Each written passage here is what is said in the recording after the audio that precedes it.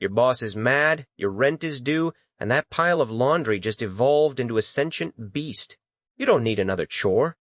Welcome to Manhwa Novel Recap. Reading is a commitment. We're a glorious, no-strings-attached power fantasy.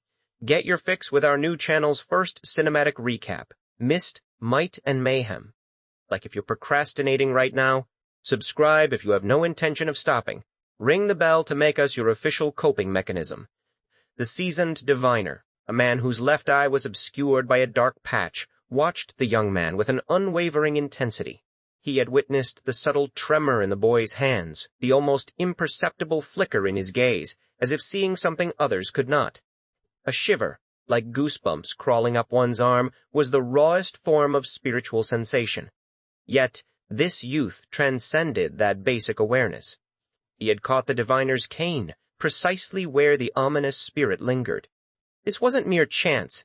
The diviner, known as Joe, felt an old certainty settle deep within his bones. The eyes, he thought, a phrase whispered in hushed tones among their kind, referring to the ultimate talent.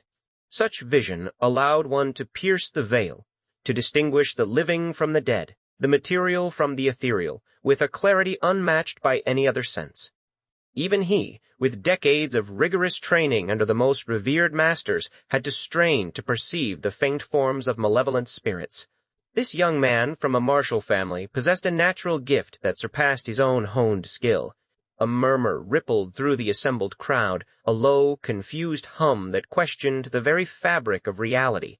"You can see vengeful spirits," Diviner Joe stated, his voice quiet but resonant, cutting through the uneasy silence. The implication hung heavy in the air. Could it be true? The notion of ghosts and evil spirits existing beyond the realm of common sight stirred unease. Mok In-dan, the manor master, along with his sons and the surrounding martial artists, stared at Mok Kyung-un with a mixture of disbelief and growing concern. Their faces tightened, reflecting a shared sentiment of bewilderment. A sigh escaped Mok Kyung-un's lips, though it was an internal one, unheard by those around him. He felt a familiar knot of frustration tighten in his chest. His impulsive act, driven by the desire to save the demonic monk, had spun out of control. Perhaps, he mused, it would have been wiser to let the strange entity go, despite the lingering sense of wasted potential. But it was far too late to second-guess himself now. He recognized the terms the diviner used, the precise phrasing of certain spells. They mirrored fragments he had gleaned from the forgotten tomes of Fang Assassin Sak, rituals for cleansing or binding the spirits that haunted the world. Yet there were subtle differences, variations in the incantations. This diviner, Joe, was clearly from a different lineage, a distinct branch of practitioners. He was likely a part of this secretive heaven and earth society, the very organization that now threatened their manor. Diviner Joe's gaze sharpened, piercing Mok Kyung-un. "Since when were you able to see vengeful spirits?" he pressed, his tone calm but insistent. "Pardon?" Mok Kyung-un's voice was smooth, innocent. He feigned ignorance, tilting his head slightly as if truly confused. "I don't know what you're talking about." The diviner's eyebrow arched in a gesture of mild amusement. This child sought to conceal his unique sight. But if that were truly his intention, why had he intervened in the first place? It made no logical sense. A soft chuckle escaped Diviner Joe's lips. He shifted his stance, his question twisting into a new, more direct challenge. "Interesting. Very well, I shall rephrase. Why did you prevent the exorcism of that vengeful spirit?" Mok Kyung-un maintained his facade of innocent confusion. I have no idea what you've been talking about since earlier." He shrugged, a casual gesture that belied the tension thrumming beneath his skin. Diviner Joe's smile widened, a hint of something cold glinting in his good eye. He brought his hands together, his fingers beginning to move with practiced grace, forming a sequence of intricate gestures. "You don't know?" he murmured, almost to himself. "Then I suppose it's perfectly fine if I simply exorcise that evil thing once more." A series of sharp, rhythmic claps punctuated his words, each one a silent command. His hands wove through the air, tracing the ancient forms of the 9-character activating method. Bang, Du-yu, Lie, Zhen. Mok Kyung-un's eyes narrowed, a tremor of surprise passing through him. This was different. He had painstakingly committed every magical text from the diviners, Myosin and Sak, to memory.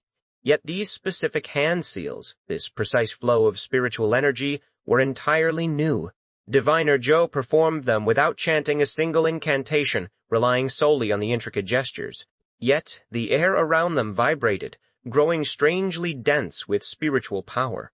A subtle shimmer, invisible to the untrained eye, enveloped the immediate vicinity. Only Mokyung-un, with his extraordinary vision, could perceive the sudden thickening of the unseen energies. The onlookers, however, saw only a middle-aged man gracefully manipulating his fingers, overlapping them in complex patterns. He then extended his index and middle fingers, bringing them together to form a perfect square, as if framing an invisible target. A sudden whoosh, barely audible, filled the air. 4 unseen pillars of raw spiritual energy erupted from the ground, soaring upwards. They precisely enclosed Mokyung-un and the bewildered demonic monk, their forms gradually solidifying, growing thicker and more substantial. 4 peaks linking technique, Diviner Joe whispered, his voice a low hum of power.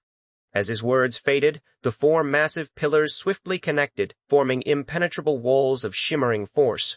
The demonic monk, caught within the confines, spun around in a frantic, disoriented daze, searching desperately for an escape that no longer existed.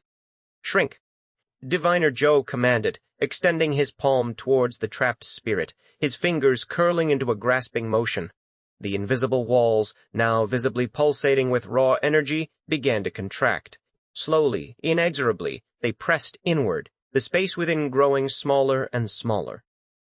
Mokyung-un felt a chilling sensation of compression, the very air being squeezed out of existence. If the technique continued its relentless shrinking, the demonic monk would be utterly crushed, perhaps even himself. Mokyung-un's eyes sharpened, a dangerous glint entering their depths. This diviner was on an entirely different plane from any he had encountered before. Such a technique, so potent and precise, was utterly beyond his prior experience. There was only one way, he realized. He had to attack the caster. He gripped the walking stick, using it as a spear, and lunged. "Take it back," he commanded, his voice a low growl as he hurled the improvised weapon directly at Diviner Joe. A blur of motion. One of the masked figures, standing guard near Diviner Joe, reacted with lightning speed. The sharp clang of steel on wood echoed as the masked individual intercepted the flying stick with his sword blade, deflecting it harmlessly. "You impudent brat," the masked man snarled, preparing to charge Mokyung-un, his blade gleaming ominously. But Diviner Joe, without even looking, raised a hand. "Enough." The masked figure paused, his anger momentarily overridden by instinctual obedience. "Pardon." "No need for you to intervene," Diviner Joe replied, his gaze still fixed on Mokyung-un. "Understood."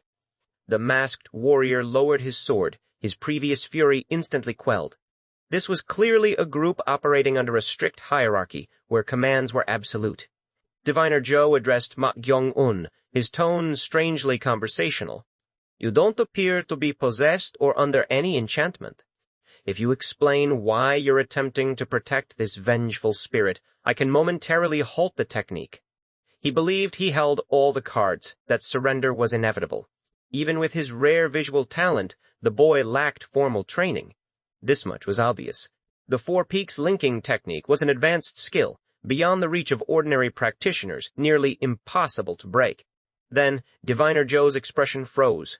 A flicker of disbelief crossed his face as he watched Mokyung-un.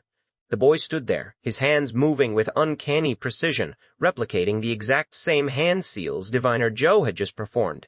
Puck, puck, puck, puck, bung, du, li, jing.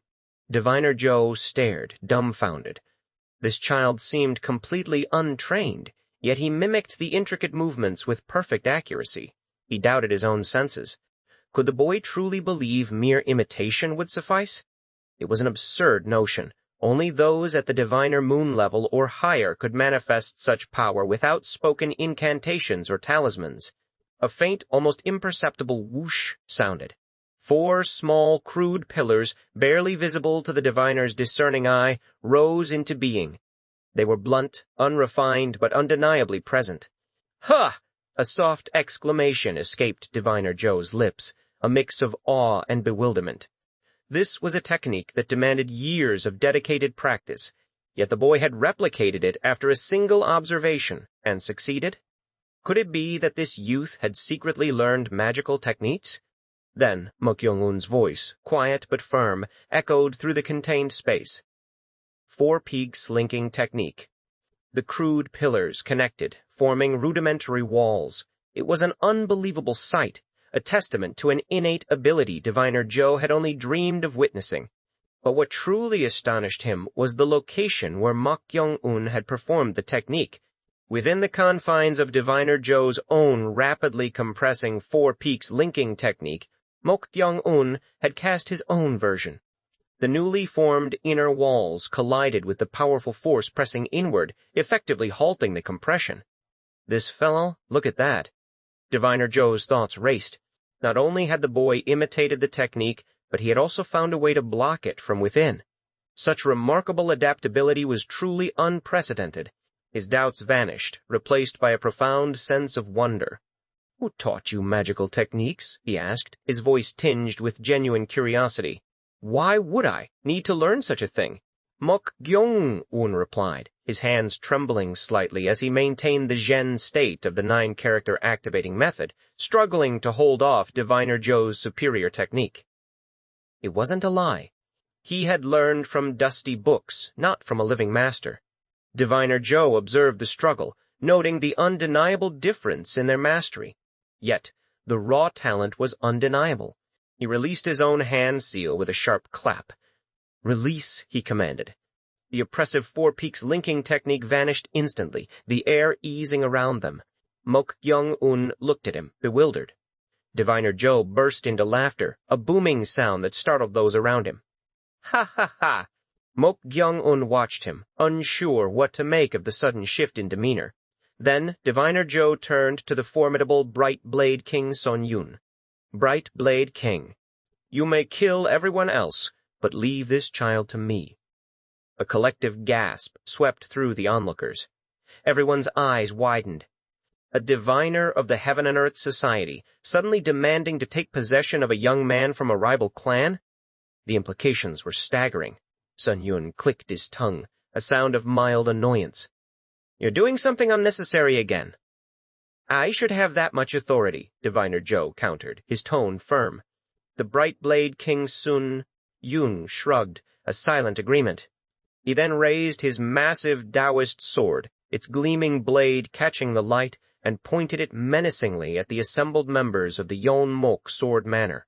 "I was going to leave if you had obediently handed over that thing," he declared, his voice hard, chilling. "But now it's over. You brought this upon yourselves, so regret it in the afterlife." Sun-yun's logic was brutal and direct. There was no need to meticulously search for the secret manual.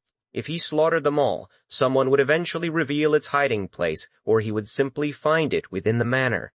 "Kill them all!" Sun-yun roared, his voice ringing with deadly intent. But before he could complete his chilling command, a voice cut through the air, clear and surprisingly calm. "I have the secret manual that was wrapped in the prayer beads inside the wooden box." It was Mok-Young-un. A profound sigh of relief escaped Manor Master Mok-Indan's lips, a sound of pure desperation. He had been rigid with fear, fearing Sun-yun would renege on his word. Now, with the manual returned, perhaps they could survive. The Bright Blade King Sun-yun turned, a terrifying aura radiating from him as he approached Mok-Young-un. "You have it?" he demanded, his eyes fixed on the youth.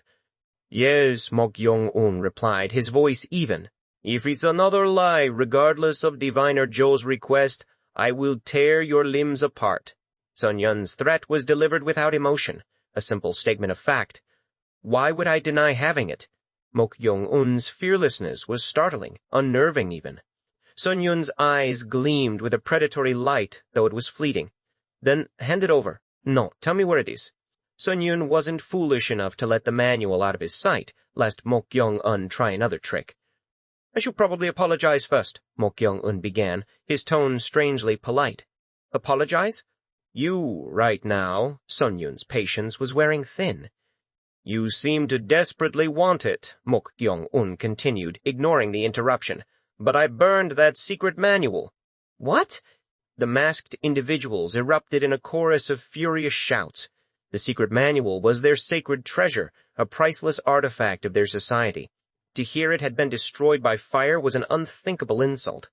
Sun Yun, however, merely raised a hand, silencing his enraged subordinates. A scoff escaped his lips. Ha! For a renowned martial arts family, you've got nothing but scammers.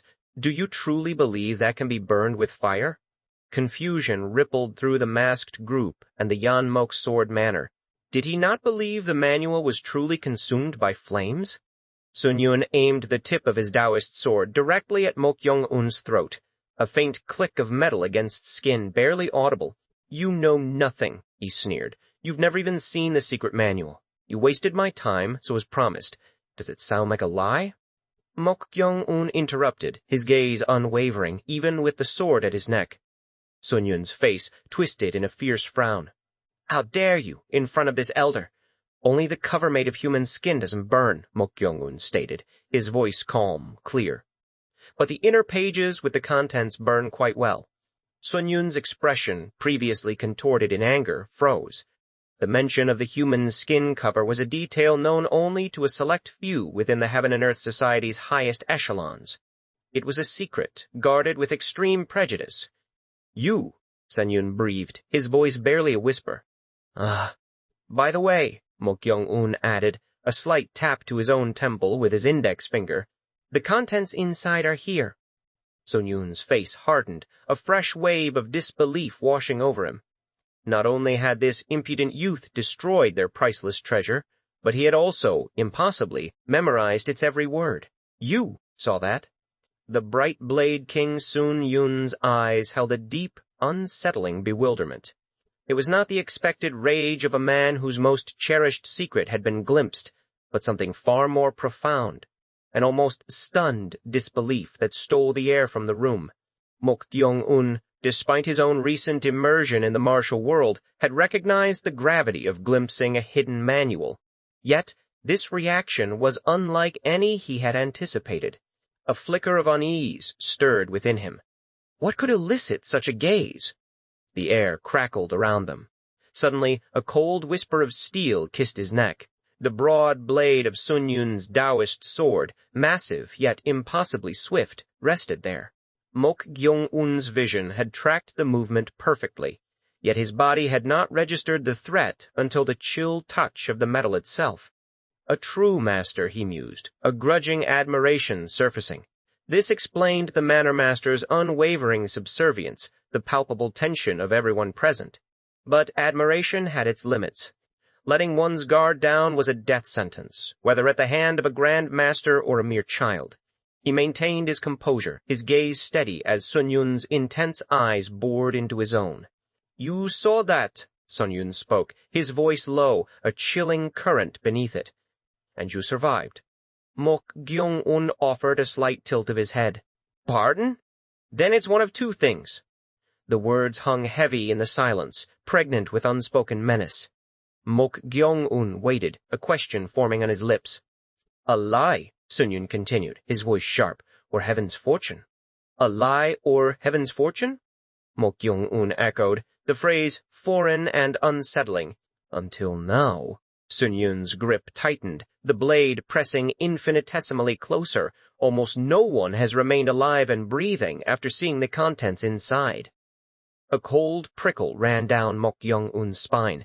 He was alive, standing right here. The irony was stark. Sun Yun scoffed, a dry, humorless sound. It's exactly as I said. So I find it hard to believe that you're alive and well like this. As you can see, I'm alive, Mok Kyung-un said, shrugging his shoulders. The movement, though slight, caused the blade to dig a hair deeper. Sun Yun's tongue clicked. The boy's nonchalance, even with a sword at his throat, was infuriating. Was it utter fearlessness, or simply the bravado of ignorance? Looking at you, I can't tell if you're spouting lies out of brazenness or taking a gamble. If I'm going to die anyway, Mok Kyung-un replied calmly, what's the point of taking a gamble? Sun Yun studied him, searching for any tremor, any flicker of anxiety in his eyes. There was none. He recalled the specific, chilling command he had received, make sure to retrieve it. There was only one path forward. Fine, Sun Yun finally conceded, a hint of steel entering his voice. Then prove it by reciting the oral formula or demonstrating the stances. Then we'll know for sure. A ripple of nervous anticipation passed through the Yan Mok Sword Manor members. Manor Master Mok. Dan, his face etched with strain, leaned forward, his entire being silently pleading. They had felt betrayed when Mok Goyong-un first claimed knowledge of the manual, but now he was their solitary, desperate hope. Please, Mok Wendan's unspoken plea hung in the air, a silent prayer. It shouldn't be difficult, Mok Jong-un stated, his voice even. He prepared to speak, considering a partial deception as he had done with Mok Yu-cheon.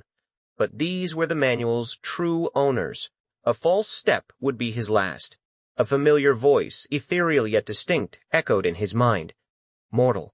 It was Chong Ryong. Mok Jong-un subtly scanned his surroundings, his eyes darting. He had called for her earlier, her absence a puzzle. Look at the roof across from you. He lifted his gaze. She stood silhouetted against the night sky, high on the distant tiled roof. Her usual playful presence was absent.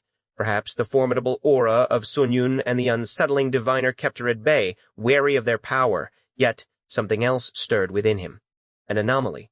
Her crimson eyes, usually vibrant, now burned with an incredibly deep, almost blazing light. A conflagration he sensed through their shared fate. Anger? The emotion was palpable, immense, and raw. It was a fury that could drown this entire compound in blood, held in check by a titanic effort of will. Why? He questioned the sudden shift. The moment you recite that oral formula, you will die. His mind reeled. Was she warning him of a trap? Of course, full disclosure could lead to immediate execution. Reciting half might be safer. Mortal, follow the oral formula and posture that I recite exactly. Mok Gyong-un's brow furrowed. What did she mean? They knew the manual's contents. Any deviation would be fatal. Don't overthink it, and trust me for now. He weighed the risks. Death for a wrong recitation, or death for not following her, potentially leading to the same end. If you die, mortal, I will die too. The last word settled his internal debate. A shared fate. He had to trust her. Why aren't you doing it? Sun Yun's impatient voice cut through his thoughts. Mok Gyong-un made his decision. He clenched his sword fingers, mirroring Chong Ryong's stance on the rooftop, silhouetted against the pale moonlight. From a distance, their postures became identical. Chong Ryong's voice resonated in his mind, clear and precise. The source of non-existence, the order of the Tao. The eagle soars through the clouds, the hawk catches the hare. The sword descends like a falling leaf. As she spoke, she moved, a slow, graceful dance, her sword fingers extended forward, the first stance of the technique unfolding like a blossoming flower. Her crimson robe, a vibrant splash against the dark night, fluttered with each subtle shift, like scattered flower petals caught in a gentle breeze. It was mesmerizing. A beauty under the moon, he thought, if only the situation wasn't so dire. Then Mok Gwayong-un opened his mouth, his voice strong despite the internal tremor. The source of non-existence, the order of the Tao. The eagle soars through the clouds, the hawk catches the hare. The sword descends like a falling leaf. He moved, imitating her every subtle shift, every minute tilt of her fingertips. Untrained muscles screamed in protest, a searing ache tearing through his limbs. But he ignored it, focusing solely on the vision of Chong Ryong, his sword fingers extended. A gasp escaped Sun Yun's lips. His eyes, usually unreadable, widened fractionally. He was not alone in his shock. Manor Master Mok. Andan stared, unblinking, at the unfolding display. How could this be? Makindan's mind raced. It was truly a peerless sword technique, flawless in every aspect. He had known the Heaven and Earth Society's secrets were remarkable, but this transcended mere expectation. Yet, even more astonishing was the performer. This child, how can he move like this? Mok Gyong-un's movements, though slow and devoid of internal energy, flowed with the grace and precision of a grandmaster. Each fingertip, each subtle shift, spoke of a level of mastery far beyond his obvious third-rate skill. Only a swordsman of Sun Yun's caliber could truly appreciate the paradox. Sun Yun suppressed a profound sigh. The boy's talent was incomprehensible. He was barely second-rate, yet he demonstrated the stances with the profound elegance of a martial god. A murmur arose from the masked figures surrounding them. Sun Yun recognized the sound, an acknowledgement, a recognition of true mastery. Mok Gyeong-un prepared for the second stance. The evil perishes under the heavenly light. Nothing can resist the Tao. The swordsman, enough! Sun Yun barked, his voice laced with urgency. Mok Gyeong-un, his sword fingers angled, froze. He looked to Sun Yun, a flicker of curiosity in his eyes. He had been so focused on Chung Ryung's guidance that he hadn't paid attention to the reactions. His expression was a mix of bewilderment and something akin to awe. Mok Gyeong-un's gamble, a desperate leap of faith in Chung Ryung, had paid off. The formula he recited was not the manual's true content, yet Sun Yun believed it implicitly. "Are you convinced now?" Mok Gyeong-un asked, his voice steady. Sun Yun remained silent, his gaze fixed on Mok Gyeong-un. In his mind he saw two images. One, a vague, sinister figure performing the same stances with a chilling aura. The other, Mok Gyeong-un's fluid, ethereal movements, utterly different in nature. There was no doubt it was the legendary moon lineage sword formula, a technique thought lost for a century. His heart thundered with suppressed excitement. But the objective remained paramount. Make sure to retrieve it. If the original manual was truly gone, this boy's mind held the only copy. Bright Blade King, the diviner Zhou, spoke, his voice low. He gave a subtle shake of his head, a silent admonition against killing the boy. Sun Yun understood. The diviner, too, was tempted, fascinated. This child had achieved what so many had failed to do, most meeting their end in the process. Was the cursed manual truly choosing this boy? Yet the secret technique must not fall into the hands of an outsider. The logical course of action was to extract the knowledge, then silence him. But it felt wasteful. Mok Gyeong-un, observing Sun Yun's contemplative expression, narrowed his eyes. Something was amiss. They believed the formula Chung Ryung had taught him was the authentic secret, otherwise his head would have rolled. But that calculating look, was he reconsidering? The most logical conclusion was that they intended to extract the precious knowledge and then kill him, as outsiders were forbidden. He glanced at Diviner Zhou, who seemed to harbor a considerable interest in him. An idea sparked. "Considering you went through the trouble of coming all the way here to find the secret manual," Mok Gyeong-un began, a slight smile playing on his lips, "it must be a valuable item, right?" "What?" Sun Yun's brow furrowed. Without warning, Mok Gyeong-un surged forward, a blur of motion. He snatched a sword from a bewildered Yeon Mok sword manor warrior, the hilt cool in his palm. "I'll borrow this for a moment." The warrior, stunned, could only gape. Mok Gyeong-un brought the stolen blade to his own neck, the sharp edge resting against his skin. "If I die," he declared, his voice carrying surprising force, "all your efforts in coming to find it will be in vain." Sun Yun's eyebrow twitched upward. Was this boy attempting to bargain with his own life? He scoffed, a dry, dismissive sound. "Do you have the courage to take your own life while saying such things?" Mok Gyeong-un's smile widened, a thin, almost mocking curve of his lips. "It's not particularly difficult," he pushed. The blade, surprisingly sharp, pierced his skin. A bead of crimson welled up, trailing slowly down his neck, staining his collar. Sun Yun froze, dumbfounded.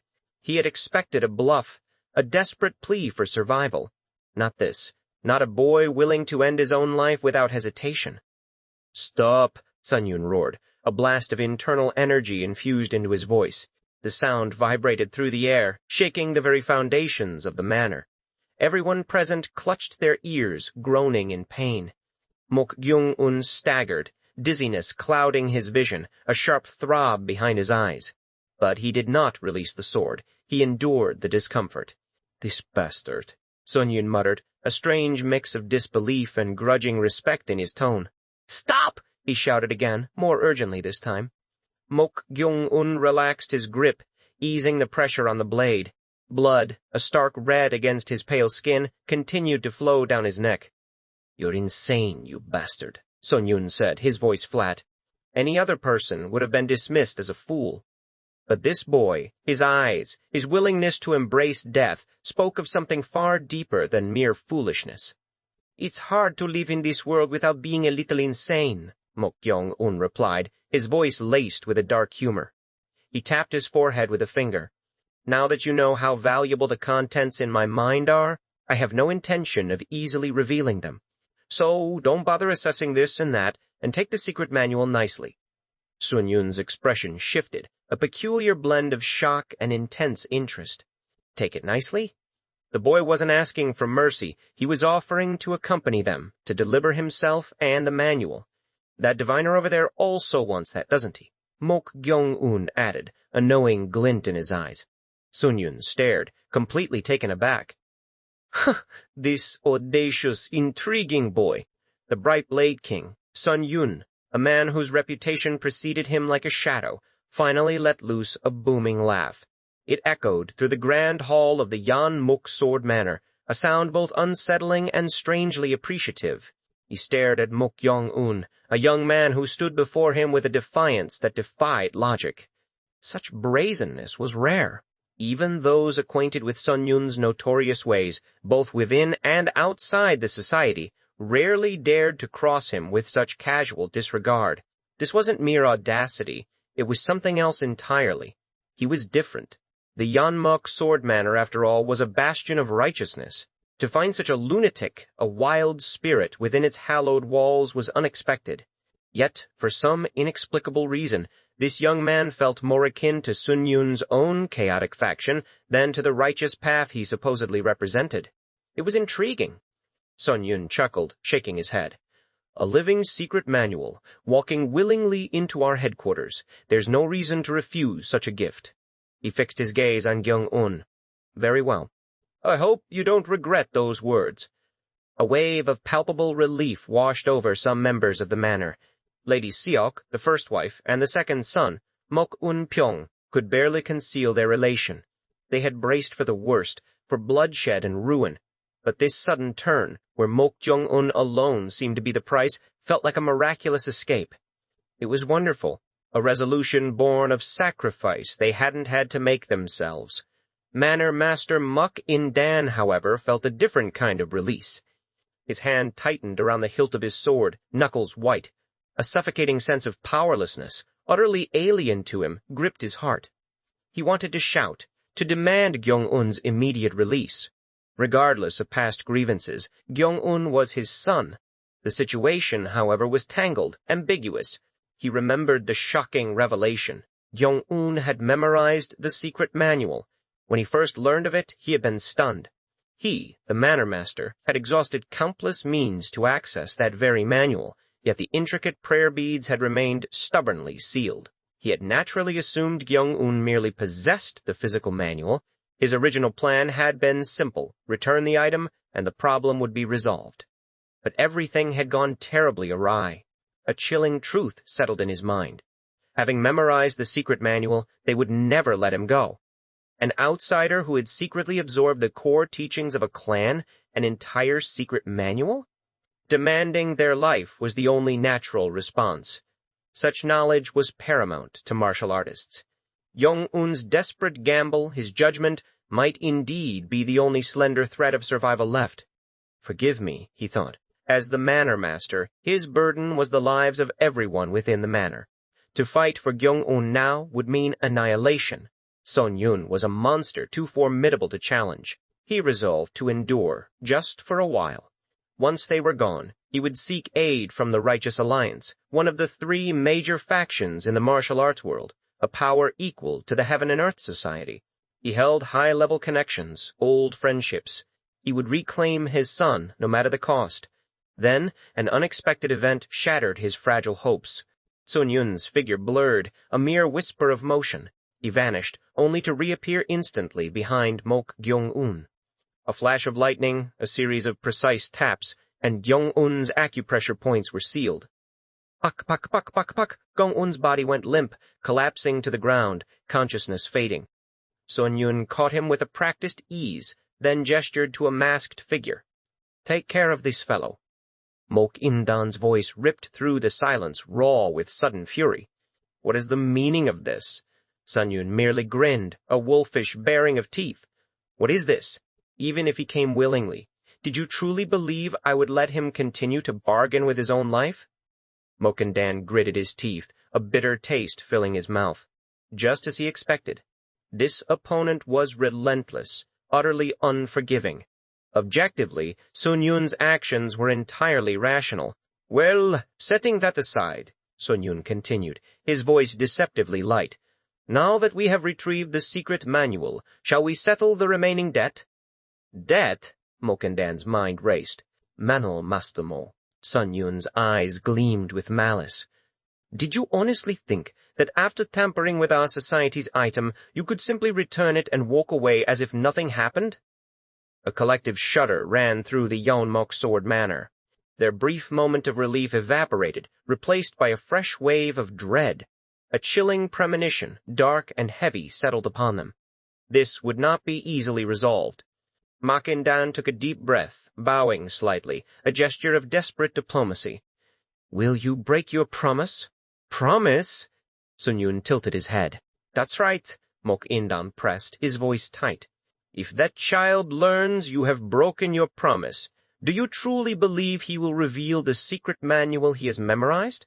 Sun Yun burst into laughter again, a mocking, dismissive sound. "Ha ha ha! That's ridiculous. Will it matter whether you live or die?" A powerful aura surged from him, a crushing weight that stole the breath from the manor members. Their faces paled, their expressions darkening with despair. "So you've finally come to this?" Mok Indan spoke, his voice strained. He drew true energy from his donjon, a desperate last resort. The situation hung on a precipice, on the brink of explosion. The bright Blade King aimed his Taoist sword at him, a cruel smile on his lips. "But since this elder is in a good mood today, I'll give you one last chance." "Chance? What do you mean?" Indan asked, his eyes wary. "I'm saying I'll give you a way for the Yeonmok Sword Manor to survive," Sun Yun clarified. "A way to survive?" The words were almost a whisper of disbelief. "That's right." Mok Indan frowned, his mind reeling. "What is it?" "I'll give you two choices," Sun Yun stated flatly. "If you refuse all of this, the Yeonmok Sword Manor will be annihilated tonight." Mok Indan's jaw tightened. He decided to listen, at least for now. A fight promised a 90% chance of utter destruction. "First," Sun Yun began, his voice devoid of emotion, "surrender to our heaven and earth society and become a subordinate sect." A collective gasp rippled through the manor. Murmurs erupted, swiftly turning into angry whispers.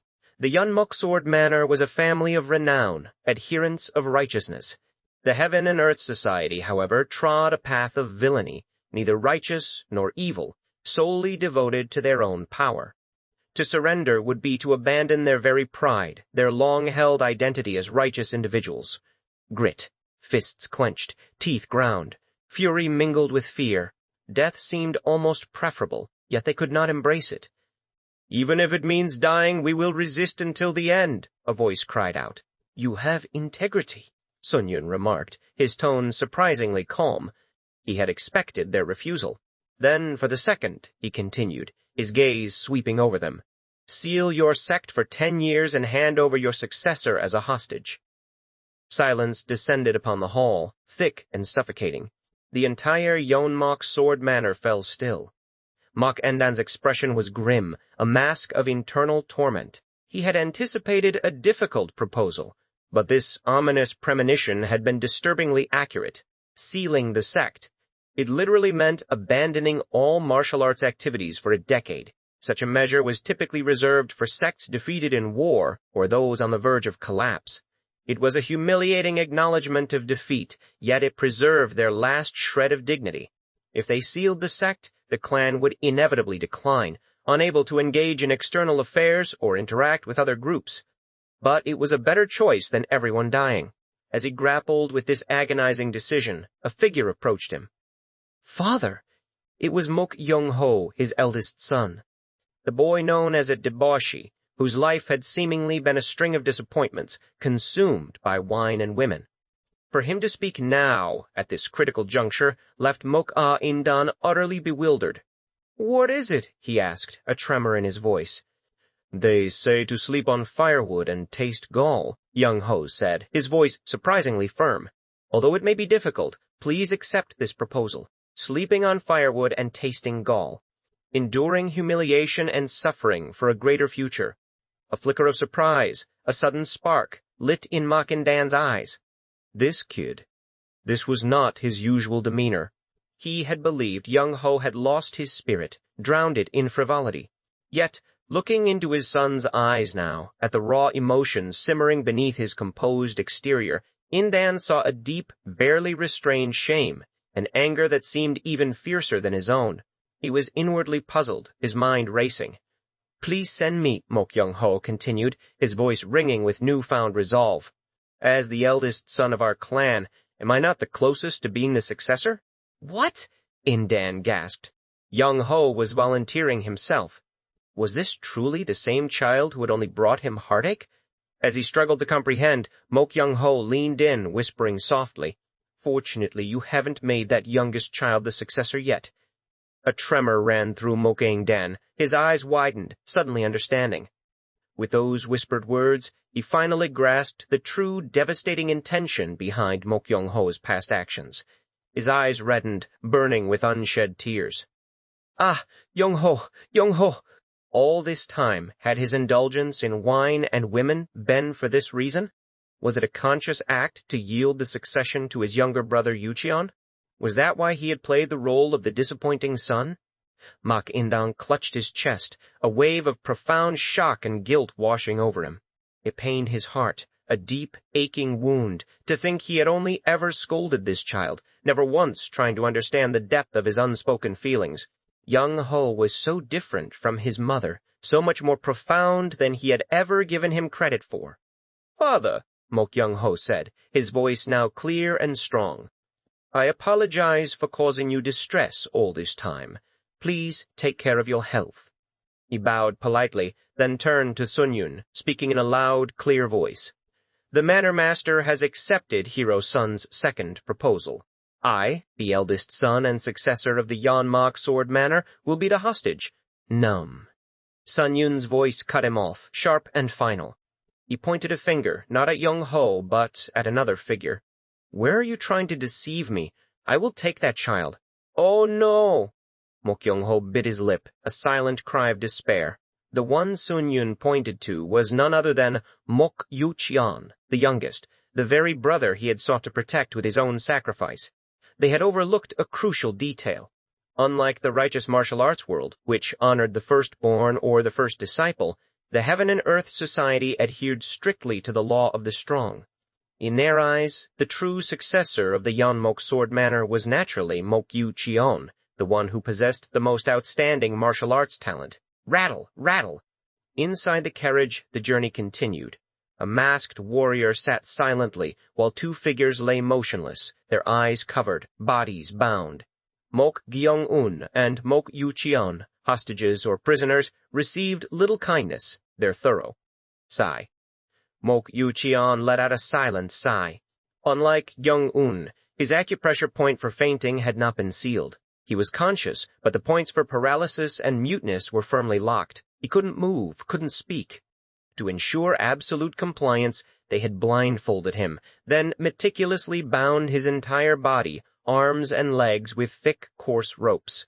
Their precautions were indeed meticulous. How far had they gone? He estimated a few shichen, perhaps half a day's journey. Though sunlight couldn't penetrate the carriage walls, he knew it must be daylight outside. He had expected them to camp eventually, given the lateness of the hour when they departed, but they had continued without rest. Hostage, Mok Yucheon had spent the entire journey wrestling with his predicament. When Manor Master Mok-Indan had first stirred, a brief surge of hope had ignited within him, the thought that he might finally become the successor. In an instant, that hope had been crushed, replaced by the grim reality of being a hostage. And not just any hostage, but a captive of the Heaven and Earth Society, the most dangerous group in the martial arts world. He had no choice but to accept it. What will happen from now on? A hostage was no different from a prisoner. If this had been an exchange between groups of similar standing, he might have expected better treatment. But from the Heaven and Earth Society, it was a futile expectation. Even now he was treated as less than human. Thud. The carriage climbed a slope, jarring him. Someone's body shifted, pressing against him with its full weight. Though he couldn't move, his sense of touch remained. Mok Gyung-un. It had to be Gyung-un. Was he in a better situation, unconscious as he was? Perhaps it was better to be lost in darkness, free from worries, free from this horrifying reality. At that very moment, the carriage shuddered to a halt. Creak! The rear door groaned open. A soft voice drifted in, muffled and distant. We'll rest here for a while, so go take care of any business you have. Understood, another voice responded. Creak!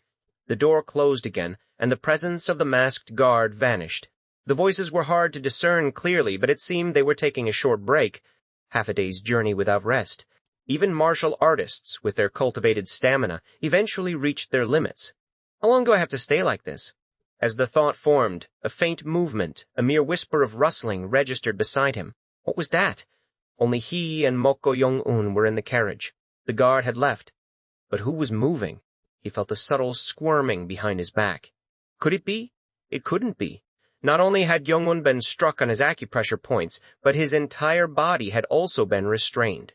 More importantly, it had been that monster, the Bright Blade King, who had personally sealed Young-un's points. As confusion swirled, a hand reached out, lifting the cloth from Mokyu-cheon's eyes. What? Mokyu-cheon's eyes widened, staring into the face of Mok Young-un. How? Mok Young-un was moving freely. Not only that, he had somehow managed to untie the thick ropes that had bound him. How on earth had this fellow released the acupressure point sealing? A faint tremor rippled through Mokyu-cheon's senses. His bound hands, once stiff and unresponsive, felt subtly loosened. The ropes that had dug into his flesh moments before now lay slack, their restraint a mere memory. Then Mok Young-un moved. He was free. The sight stole Mokyu-cheon's breath. Disbelief warred with a rising panic. How could this be? The pressure points applied by Bright Blade King Sun-yun were legendary, infallible. Before he could voice his bewildered thoughts, Mok Young-un's fingers lightly tapped his chest. A jolt, a release, the mute acupoint effortlessly undone. You, Mokyu-chen's voice, rough from disuse, attempted to escape. A soft, almost unheard whisper from Mok Young-un cut him off. Shh! Mokyu-cheon instinctively lowered his tone, the weight of the moment pressing down. How did you release the pressure points? Mok Young-un offered no explanation. He simply didn't need to. The truth was far simpler, far more disturbing. The pressure points had indeed been applied, but the strange, chilling yin-death energy that now permeated his being had quickly dispersed Sun-yun's true energy. He had merely waited, a silent observer within his own captive body. You don't need to know that. A frown creased Mokyu-cheon's brow. This casual dismissal, the lack of fear, none of it fit the image of the young, timid man he knew. Don't tell me you're trying to escape? A faint, almost imperceptible smile touched Mok Young-un's lips. It was an affirmation, cold and resolute. Mokyu-cheon's jaw nearly dropped. By what means? The Heaven and Earth Society warriors are everywhere. Now is the opportunity. Mok Young-un's voice was flat, devoid of emotion. Most of them, including Bright Blade King, are gone. Only 4 men guard the carriage. 6 more are spread out, keeping watch nearby. Mokyu-cheon's mind reeled. His eyes had been covered, his meridians sealed. How could this young man, a third-rate martial artist at best, sense presences beyond a few paces, let alone count the entire perimeter? The anomaly was unsettling.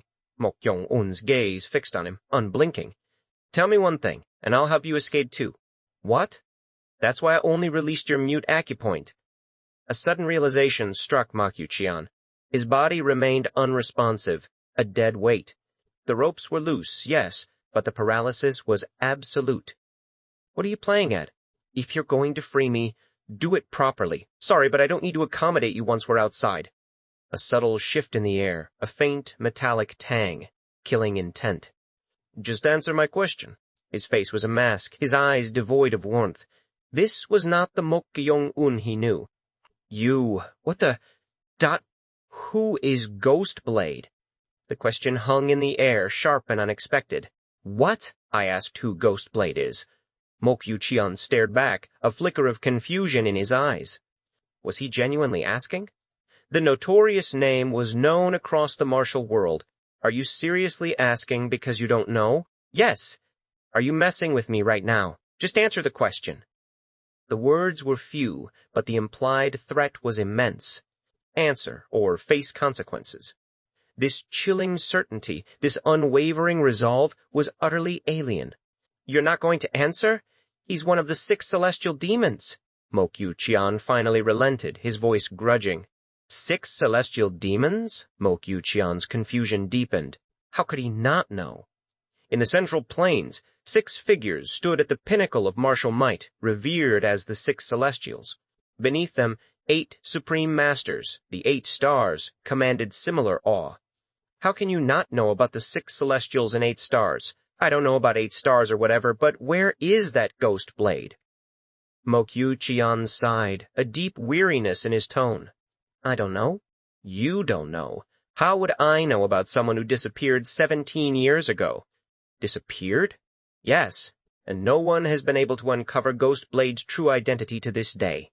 Mok Kyung-un stroked his chin, a gesture of deep thought. The scar on his deceased grandfather's body, the similar mark on the Yanmok Sword Manor sect leader. They pointed to Ghostblade, but if the culprit's identity was shrouded in mystery, lost to time, how could he begin his hunt? A new, troubling question surfaced in his mind. If Ghostblade had vanished 17 years prior, why had his grandfather, and later the sect leader, been targeted so recently? The timeline simply did not align. Maybe if you go to Heaven and Earth Society you might be able to find out, Mok Yu-cheon offered, breaking the silence. What?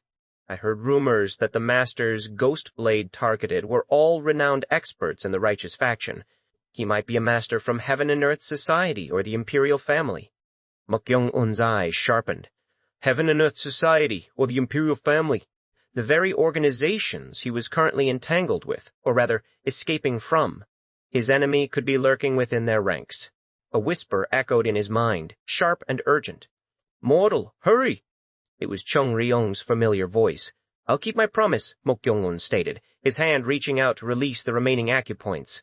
I appreciate you releasing the acupoints, Mok Yu-cheon quickly interjected, a desperate plea in his voice, but don't do anything unnecessary. Unnecessary? If we escape now, Yanmok Sword Manor will be in danger. We're hostages. You know what that means. What do you think they'll do to Yanmok Sword Manor if we disappear? Mok Kyung-un scoffed. The sound was cold, dismissive. Mok Yu-cheon frowned, perplexed by the reaction. What does that have to do with me? Mok Kyung-un's voice was like ice. Then stay here. You! A swift, precise blow struck Mok Yu-cheon at the back of the neck. His body went limp, consciousness fading instantly. His sealed acupoints, his inability to circulate internal energy, had rendered him utterly helpless. Mok Kyung-un carefully lowered Mok Yu-cheon's unconscious form to the floor. From his perspective, it truly had nothing to do with him. The fate of Yanmok Sword Manor, its ruin, its destruction. These were concerns for the original Mok Kyung-un. He had his own, far more pressing matters to attend to. A fleeting thought crossed his mind. He had intended to use Mok Yu-cheon as bait, a diversion for his own escape. But the opportunity had presented itself, and his current priorities had shifted. Heaven and Earth Society. If Ghostblade truly resided within their ranks, it was a dangerous opportunity. His mind held a secret manual they coveted. They might mercilessly kill him once they extracted the knowledge. A reckless approach would only lead to disaster. It was better to prepare thoroughly before confronting them. He carefully approached the door of the luggage carriage. The 4 masked guards outside had been temporarily incapacitated by Chung Ryong's technique. The path was clear. A soft creak filled the silence as he opened the door. Yet something felt off, a subtle wrongness that prickled his senses. Gasp! Chung Ryong's image materialized beside him. Go northwest. Don't stop. I will deal with those monitoring you. All right. He launched himself forward, a blur of motion. Though he had only practiced the light body technique for a mere 4 days, this was his first true test of its power. The technique, a combination of footwork and lightness skill, allowed for incredible speed and agility over long distances. Death energy flowed through his Yongchen acupoints, located on the soles of his feet. His body shot forward, the landscape blurring into an indistinguishable wash of greens and browns. It was a speed far beyond normal human capability. In moments, he had covered a considerable distance. "Mortal, why are you making that expression?" Chong-ryong's voice cut through the rush of wind. "It's the same," he replied, his voice strained. "The same. It's repeating." "Repeating?" He abruptly halted his lightness skill, planting his feet firmly on the ground. His gaze fixed on a gnarled tree, its trunk heavily entwined with thick, creeping vines. "I feel like I'm seeing that tree for the 4th time already." Chong-ryong frowned, her expression unreadable. "Are you sure you're not mistaken? How could I be? If it was some kind of sorcery or technique I couldn't have failed to notice." "That's true. It could be because you're tense." "Hurry!" She urged him forward, her ethereal form shimmering. But Mok Gyung-un remained rooted to the spot. Chong-ryong's irritation grew. "Why are you doing this again? If we don't hurry, we won't be able to escape this place." Mok Gyung-un's eyes bore into her. "You, who are you?" "What?" Her voice was sharp, a hint of genuine surprise. "I asked who you are." She stared, an expression of utter disbelief on her face. "Mortal, have you gone mad? Right now, to me, who—" Before she could finish, Mok Gyung-un's hand shot out. It was the art of binding, a technique he had recently mastered. Her translucent form was forcibly pulled, drawn into his grip. In an instant, her neck was offered up to his palm. "Ack!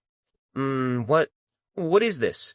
You chose the wrong person to imitate. No, if you were going to do it, you should have done it properly." He knew. The real Chong-ryong would never have overlooked his observation about the repeating tree. A being of her power would have sensed the illusion instantly, or at least confirmed his suspicions. "Mortal, you're making a miss. It doesn't seem to be a mistake." A peculiar energy surged through his palm, distinct from the death energy of vengeful spirits, and had it been the true Chong-ryong, she would have effortlessly shrugged off his art of binding, perhaps even flung him away with a flick of her wrist. A strange ripple distorted Chong-ryong's form. She scattered, dissipating into wisps of faint light. In his palm, a small wooden puppet lay revealed, a talisman attached to its smooth surface. The words, "wooden fetching spell," were etched upon it. The talisman sizzled, then crumpled into ashes, falling from his fingers. Mok Gyung-un immediately brought his hands together, forming the immovable mind seal mudra. He closed his eyes, a low incantation resonating from his lips. The scattering ashes, caught by an unseen current, swirled. They flew with surprising speed, circling the very tree entwined with vines, the one he had seen repeatedly. With a final whoosh, they were sucked into the tree's ancient bark. Mok Gyung-un didn't hesitate. He launched himself forward, a coiled spring of determination. He charged at the tree, his body a missile of pure intent. The moment he collided, his vision shifted. The illusion shattered, revealing a new reality. He stood in a clearing, the air smelling of wood smoke. Before him, Diviner Joe, the one-eyed man, sat casually on a large rock, a small bonfire crackling nearby. Ashes clung to his upper garment, which he brushed off with a smirk. A slow smile spread across Diviner Joe's face. "Ha! Look at this fellow!" He was genuinely impressed. At Yeonmok's Sword Manor, he had sensed Mok Gyung-un's extraordinary talent, but had doubted a martial family disciple could truly comprehend the intricacies of sorcery. This brief encounter had been a test, the spirit training method combined with the truth-seeking technique. The spirit training method transformed a willow puppet into an illusion of someone trusted, used to deceive the 5 senses and extract information. Yet, Mok Gyung-un had not only seen through the deception in mere moments, but had forcibly broken the technique. He had even used the remnants of the talisman to find the life gate, the technique's weak point, and his location through the summoning harmonization technique, a specialized tracking method. His adaptability is no joke. Such exceptional talent was rare, incomparable to any disciple he had ever accepted. Diviner Joe's smirk widened, his lone eye gleaming with newfound respect. You become my disciple. The chilling words hung in the still air, a sudden audacious command that snapped the young man's attention. He stood before Diviner Joe, a flicker of raw annoyance deep in his eyes. The recent manipulation, the technique that had left him stranded, still rankled. This bold pronouncement from the sorcerer felt like a further insult.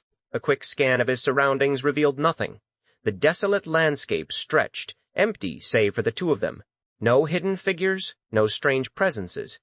Was the diviner truly so confident, having lured him to this isolated spot with his enigmatic sorcery? Mok Gyung-un mentally measured the distance. 10 paces, perhaps. He had become remarkably swift since mastering the light body technique, a ghost in motion.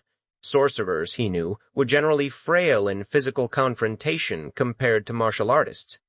A cold calculation formed in his mind. If he struck swiftly, before any complex sorcery could be woven, he might just end this.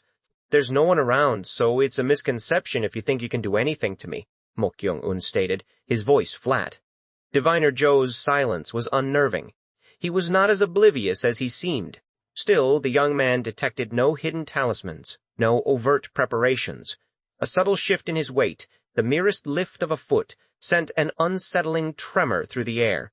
The energy around him, usually a calm, neutral canvas, twisted. It felt sharp, almost like a bladed weapon poised to strike. It was a sensation he recognized, a chilling echo of the distortion he'd felt when he'd been forced to abandon the carriage. Quite sensitive, aren't you? Diviner Joe observed, a glint of genuine interest in his eyes. He had anticipated that his quarry, being clever, would attempt to circumvent the earlier technique. His preparations had been thorough. To survive in this treacherous world, preparation must be thorough. That's the first lesson I'll give you. Mok Gyung-un's gaze swept the empty landscape once more. No visible catalysts for the strange energy. Yet the ominous sensation persisted the moment he contemplated movement. Sorcery, he grudgingly admitted, held depths far beyond his current understanding. He met the diviner's gaze. I never said I would become your disciple. Do you think you have a choice? Diviner Joe's tone was almost amused. You show considerable interest in me, but I have my own stance on these matters. Stance? Ha! The diviner's scoff cut through the quiet. With a swift, practiced motion, he produced a small wooden puppet from his waist. A talisman, emblazoned with the character for seal, adhered to its miniature form. He tossed the puppet lightly, catching it in his palm. Don't you want to get this back? Mok Gyung-un tilted his head, curiosity overriding his usual caution. Focusing his death energy, he peered at the puppet. A faint, almost imperceptible energy pulsed within it, difficult to discern without intense concentration. Have you already forgotten what you were trying to protect? Diviner Joe continued, a knowing smile playing on his lips. Don't tell me that's... Yes, it is. Did you think I would leave such a dangerous thing there? A silent curse formed on Mok Gyung-un's tongue. The diviner had already sealed the vengeful spirit into the wooden puppet. He had only just realized the true extent of the young man's unique abilities. Not only had he self-taught sorcery, but he had also managed to bind a vengeful spirit as a familiar, a feat even accomplished sorcerers struggled with. Such talent was indeed a rare and desirable commodity for a master seeking an apprentice. I don't know how you did it, but if you obediently agree to become my disciple, I can return this to you. It seemed a perfectly reasonable offer, a tempting proposition. Surely, after all the effort to bind such a powerful servant ghost, he wouldn't easily relinquish it. You don't have to return it. Mok Gyung-un's voice was devoid of emotion. What? The diviner's smile faltered. It has already left my hands, so what can I do? Huh? Diviner Joe stared, utterly bewildered. This fellow was giving up the vengeful spirit so easily? Was it a deliberate act, a display of feigned strength? Then you're fine with me destroying this vengeful spirit. Do as you wish. The utter lack of reluctance was truly baffling. His thinking diverged wildly from any sorcerer Diviner Joe had ever encountered. Perhaps it was his martial arts background that made him so unusual. Destroying it, as the fellow suggested, would make him seem petty, narrow-minded. A true master needed to appear vast in his capacity. Diviner Joe tossed the small wooden puppet towards Mok Yong-un. It landed with a soft thud in his open palm. "Take it. Why are you giving it to me? Do you think my capacity is so small that I would covet something belonging to a prospective disciple?" Mok Yong-un scoffed inwardly. The man wanted him as a disciple, desperately. He had 3 options, each fraught with its own risks. He could attempt to kill Diviner Joe and escape, a gamble given the unknown nature of the sorcerer's traps. Or he could feign acceptance, then bide his time, dealing with the diviner when the opportunity arose and making his escape.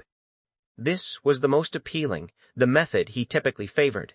Finally, the riskiest path, infiltrate the Heaven and Earth Society by truly becoming his disciple, despite the inherent danger.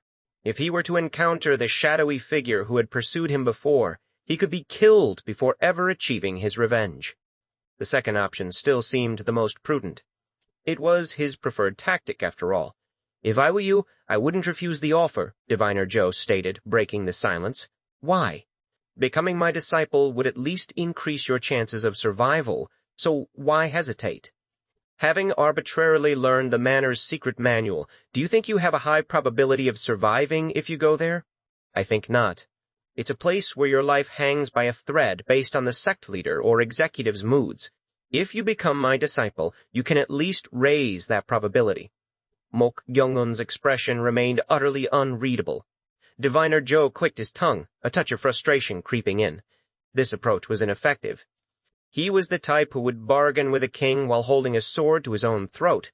Did he have no attachment to life, or was he simply too calculating? If the latter, a different tactic was needed. "You're the type to just break if I push too hard, I see. Fine, then how about this? Although you'll learn it anyway if you become my disciple, I'll teach you the sorcery to contain a familiar in a medium." "What does that mean?" "It's exactly as it sounds. Don't you have a similar example in your hand right now?" Mok Yong-un's gaze dropped to the wooden puppet, the seal talisman inert, no energy whatsoever emanating from it. His eyes, usually so impassive, shimmered with a sudden intense interest. "Seems like you're interested in this sort of thing," Diviner Joe smirked, his confidence returning. He had predicted this. The young man would need such a method to carry the vengeful spirit around without every passing sorcerer attempting to subdue it. This was the magic Mok Yong-un truly needed, he believed, and his prediction was spot on. The ability to conceal a familiar's energy, this was precisely what Mok Yong-un had been seeking. It was a far more enticing offer than mere survival. How about it? Are you inclined to become my disciple now? If I become your disciple, I can learn what you just mentioned? Of course. Then teach me that technique first. I will become your disciple then. Teach you first? Ha ha ha! Teaching it is not difficult at all. But if you want to learn it, you have to swear an oath first. It wouldn't be that easy. Mok Yong-un licked his lips slightly, having anticipated such a refusal. Diviner Joe produced a small iron chain from his waist. "Take it." The chain whirred through the air, clanging softly as Mok Yong-un caught it. He looked at it, puzzled. "Wear that on your wrist and say this. I, Mok Yong-un, will become Jo Uigong's disciple and follow his will." Suspicion immediately clouded Mok Yong-un's eyes. "Wear this iron chain and say it? Yes. It doesn't seem like you're just telling me to do it." "Of course not.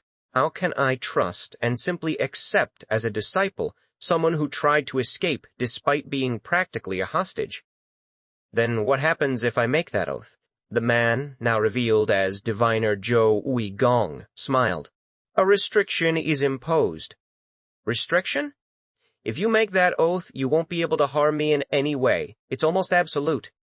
The diviner omitted the crucial detail. The oath would also bind the swearer to obey his every command. This oath chain was his standard procedure for securing loyal disciples. He wondered how the calculating young man would react. He likely wouldn't agree easily. Yet, to Jo Uigong's astonishment, Mok Yong-un slipped the iron chain onto his wrist without hesitation. "Please keep your promise. I, Mok Yong-un, will become Jo Uigong's disciple and follow his will." The moment the words left his lips, the iron chain suddenly trembled, a faint rattling sound echoing in the stillness. Jo Uigong's lips curved into a triumphant smile. He had him. He always obtained what he desired. From within his bosom, Zhou Yuigong pulled out a leather-bound manual. Take it. It sailed through the air, landing precisely in Mok Kyung-un's outstretched hand. The title read, Corpse Inquiry Secret Manual. What is this? It's a sorcery technique I created. Memorize it entirely and return it while we head back to Heaven and Earth Society. You're not keeping your promise? How could that be? The sorcery you want is also in there. Thank you. Call me Master. Thank you, Master. Pleasure evident on his face at the formal address, Diviner Zhou Uigong rose from the rock, gripped his walking stick, and began to stroll away. Aren't you going to release the technique you set up? Ma Gyong-un called out, noting that he still couldn't take a single step. Diviner Zhou Uigong paused, a grin spreading across his face. I'll give you about an hour. What? The method to undo the sorcery is also in there, so look for it carefully. If you can't find it and return within that time, quite an arduous situation will unfold. Ha ha ha ha ha. With a final burst of laughter, Diviner Zhou Uigong vanished into the dense forest to the southeast. Mok Gyong-un let out a soft snicker. So, the master was already testing his new disciple. Interesting. He didn't care about the methods, only the results. As long as he could extract what he needed, that was enough. A rustle of air, a light touch, and someone descended from the sky. It was Chong Ryong. The sorcerer has finally left your side. Mok Jong-un looked at her with narrow, suspicious eyes. You're not a fake, right? Fake? What nonsense are you spouting? More importantly, it was amusing to see you caught in the sorcery, jumping in place alone. You should have done it a bit longer. It's really you, Mok Jong-un stated, conviction in his voice. On what basis are you so certain it's really me? Well, there are reasons. A feeling, he supposed. But why did you do such a thing, unlike your usual self? Chong Ryong asked, her voice laced with curiosity. What thing? I'm asking why you made such an oath when that chain seems to contain quite a strong curse. To obtain this. Mok Gyong-un waved the Corpse Inquiry Secret Manual at her. She snorted. You did that to get that sort of thing? Did you suddenly become stupid? Or are you confident you can escape that curse? There's no need to escape or anything. What? Casually, Mok Gyung-un reached down and removed the iron chain from his wrist. It slipped off with surprising ease. Chong Ryong frowned. Is it originally that easy to take off? No. In the first place, an oath is something you have to swear by staking your own name. Ha! At his words, Chong Ryong finally understood. Mok Gyong-un was not his real name. The oath, rendered null from the start, held no power over him. The brat wouldn't do something so detrimental just to learn sorcery.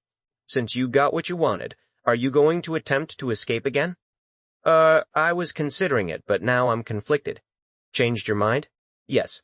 I'm thinking it might be better to enter the darkest place. Though the risk was immense, the Heaven and Earth Society was indeed the darkest place.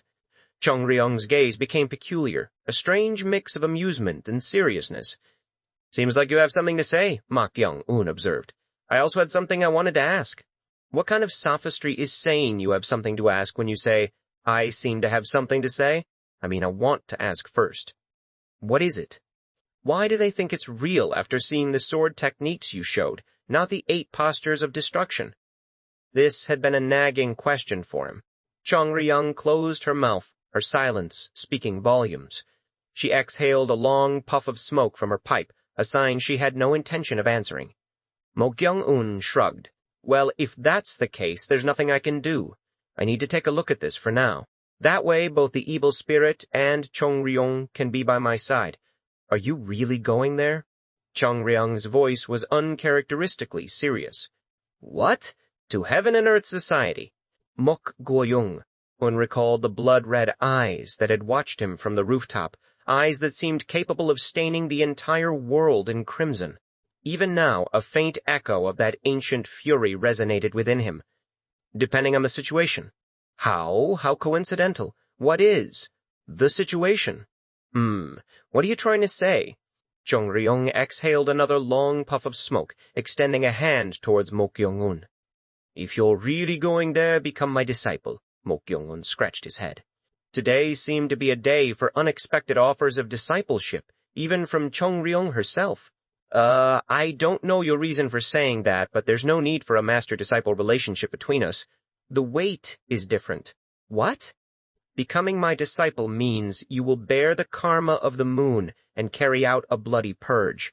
The air in the hidden grove thickened, heavy, with an unseen weight that pressed upon Mak Yong-un's chest. It was not a physical burden, yet it felt palpable, different from anything he had encountered before. "What is this?" he murmured, his gaze fixed on the spectral form of Chong Ryong. Her ethereal voice, usually imbued with a detached ancientness, now vibrated with an unsettling resolve. "Becoming my disciple means you will bear the karma of the moon and carry out a bloody purge." A chill snaked down his spine. A bloody purge? The words echoed, sharp and cold. Chong Ryong's aura, typically serene despite her nature, now bristled with a raw, murderous intent he had never witnessed. This was no ordinary spirit. She was a vengeful entity, her resentment so profound it had anchored her to the mortal realm for over a century. He met her gaze, a flicker of recognition in his eyes. "As I thought," Ma Kyung-un began, his voice calm amidst the rising tension, "you have a connection with the Heaven and Earth Society." A wisp of smoke, a silent acknowledgment, curled from her pipe. "I won't deny that," he pressed on. "But why do you speak of the moon's karma and a bloody purge when it comes to becoming your disciple?" "It's exactly as you heard," she replied, her spectral form shimmering. "I desire a price in blood." Mok Gyung-un articulated it plainly, stripping away the mystical phrasing. In simple terms, revenge. Chong Ryong drew a long, deliberate drag from her pipe, exhaling a plume of smoke directly into his face. The fragrant haze, thick with displeasure, momentarily obscured her features. "Phew! Though the weight may be different, if put in your terms, yes, it's revenge." An undeniable glint of interest sparked in Mok Jong-un's eyes, a shared sentiment of vengeance. He, too, moved through this world, driven by a solitary quest to avenge his grandfather. Unlike her, however, his retribution would be exacted in life, not from the cold embrace of death. His path was his own. "What will you do?" Chong Ryong probed, her voice a low hum. "Will you become my disciple?" he scoffed. "Don't you think you should at least tell me why I need to become your disciple for me to decide whether to accept or not?" A pause stretched between them. She hesitated. "That's," he prompted, a touch of impatience coloring his tone. "No," she finally stated, her voice firm. "If you're not going to Heaven and Earth Society, just forget what I said." A faint smile touched his lips. "Seems like you have the ability to raise someone's interest and then make it fizzle out." "Humph," she retorted, a wisp of phantom annoyance in her tone. "I wasn't saying it to pique your interest." Mogugun-un simply stared, his expression unreadable. Truthfully, the circumstances of others held little intrinsic appeal for him.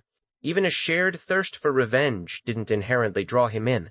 His demand for her story had been a test, a calculated move to gauge whether her narrative possessed enough compelling power to persuade him, to justify his alignment with her unknown purpose. "Can I ask you one thing?" he ventured. "If it's a question I can't answer, don't even bother asking in the first place," she warned. "That's up to you," he countered, shrugging. "Given Chong Ryong's caliber, you must have died a very long time ago. Hasn't time already taken revenge for you?" Chong Ryong scoffed, a dry, dismissive sound that filled the ethereal space. Her eyes, usually distant, sharpened with a flicker of genuine scorn. "If it were you, would you just let your enemy go, thinking time will resolve everything?" "No," Mok Kyung-un admitted without hesitation. "Why not?" she pressed, a hint of challenge in her voice. "Isn't that what you were implying just now?" He offered another shrug, a faint, self-deprecating smirk playing on his lips. "I got hit back." His words, stripped of pretense, conveyed a profound understanding. "You're right," he continued, his voice dropping to a low, intense murmur. "If you're going to take revenge, you have to see it through to the end. You can't just leave everything related to that person alone. Family, relatives, everything precious, all must be stripped away, left in ruin. When one committed to vengeance, there was no room for hesitation, no consideration for circumstances, no holding back. This was Mok Kyung-un's unwavering creed." Chong Ryong's red lips quivered, a raw emotion twisting her spectral form. "Our intentions align. I feel the same way. I can't forgive that his despicable bloodline still breathes, or that the truth is buried, insulting me. In that case, I'll take everything away with my own hands, even if it means staining everything with blood. A deep, resonating hum filled the air, a low thrum that vibrated through the very ground. Around them, the ethereal surroundings began to writhe and distort as if caught in a violent storm. The faint, ghostly light that illuminated her figure deepened, bleeding into a terrifying, blood-red hue. Mok Gyong-un simply pointed a hand, his voice unwavering amidst the sudden chaos. "Calm down." The swirling maelstrom of her fury stilled, dissolving as quickly as it had erupted. The blood-red taint receded, and the grove returned to its hushed, spectral stillness, as if nothing had occurred. Mok Gyong-un clicked his tongue inwardly. If Chung Ryong, a powerful, vengeful spirit, could unleash such a devastating display of raw emotion, what horrors might a higher-caliber entity possess? The thought was momentarily intriguing, but his focus quickly returned to the immediate task. "Chung Ryong, speak. Even if I'm not your disciple, couldn't we carry out your revenge together if the situation aligns?" he proposed, testing her resolve. "No," she roared, a deafening sound in the quiet space. "What? It only has meaning if you, a mortal, inherit the moon's karma." Her insistence was absolute. "So what exactly is this moon's karma?" he pushed, attempting to extract more information. "You will naturally find out if you go there as my disciple," she replied, her tone unyielding. "You're stubborn," he sighed, a hint of exasperation in his voice. "And I just won't become your disciple." "What?" A deep frown etched itself across Chung Ryong's beautiful, ethereal brow. Her voice was laced with irritation, a dangerous tremor in its depths. "Then you won't go to Heaven and Earth Society?" "No," he corrected her, a faint smile playing on his lips. "I'll go." "I've decided to go."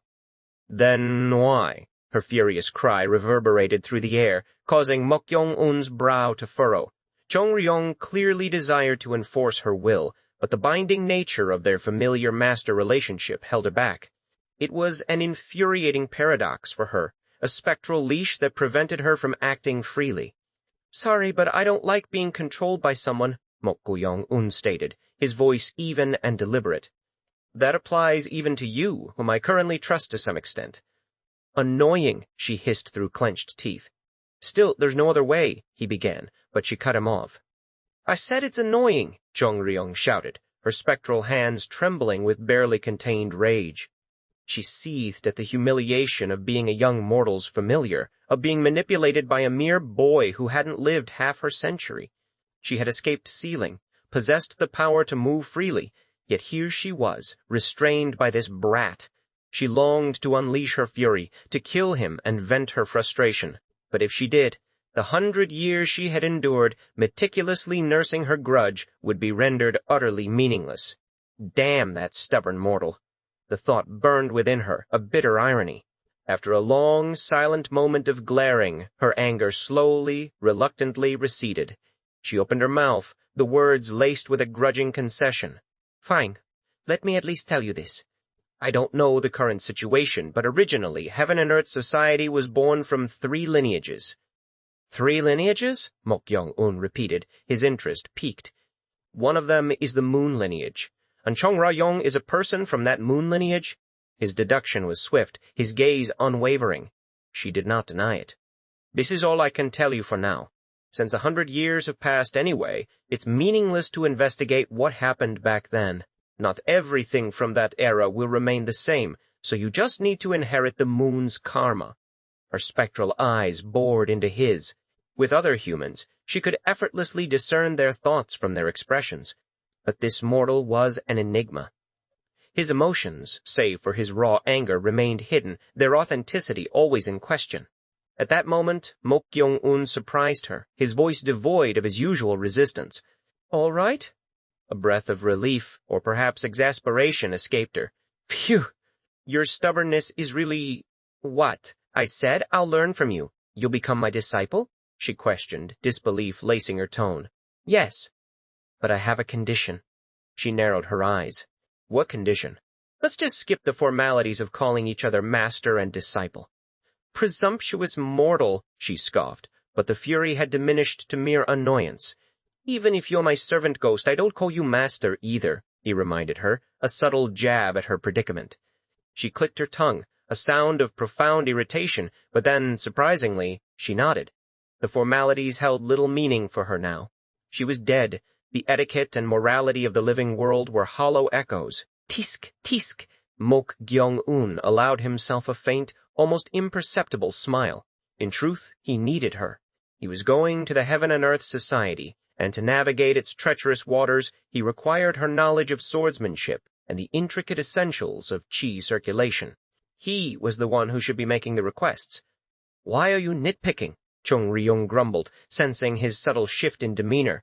"It's nothing," he replied, swiftly bringing the conversation back to practicality. "More importantly, we need to hurry." "What do you mean?" "It's difficult to keep doing this here." Mok Gyong-un held up the Corpse Inquiry secret manual. He needed to find and undo the technique binding him within the next hour, and, more critically, grasp the sorcery required to conceal Chung Ryung's formidable energy.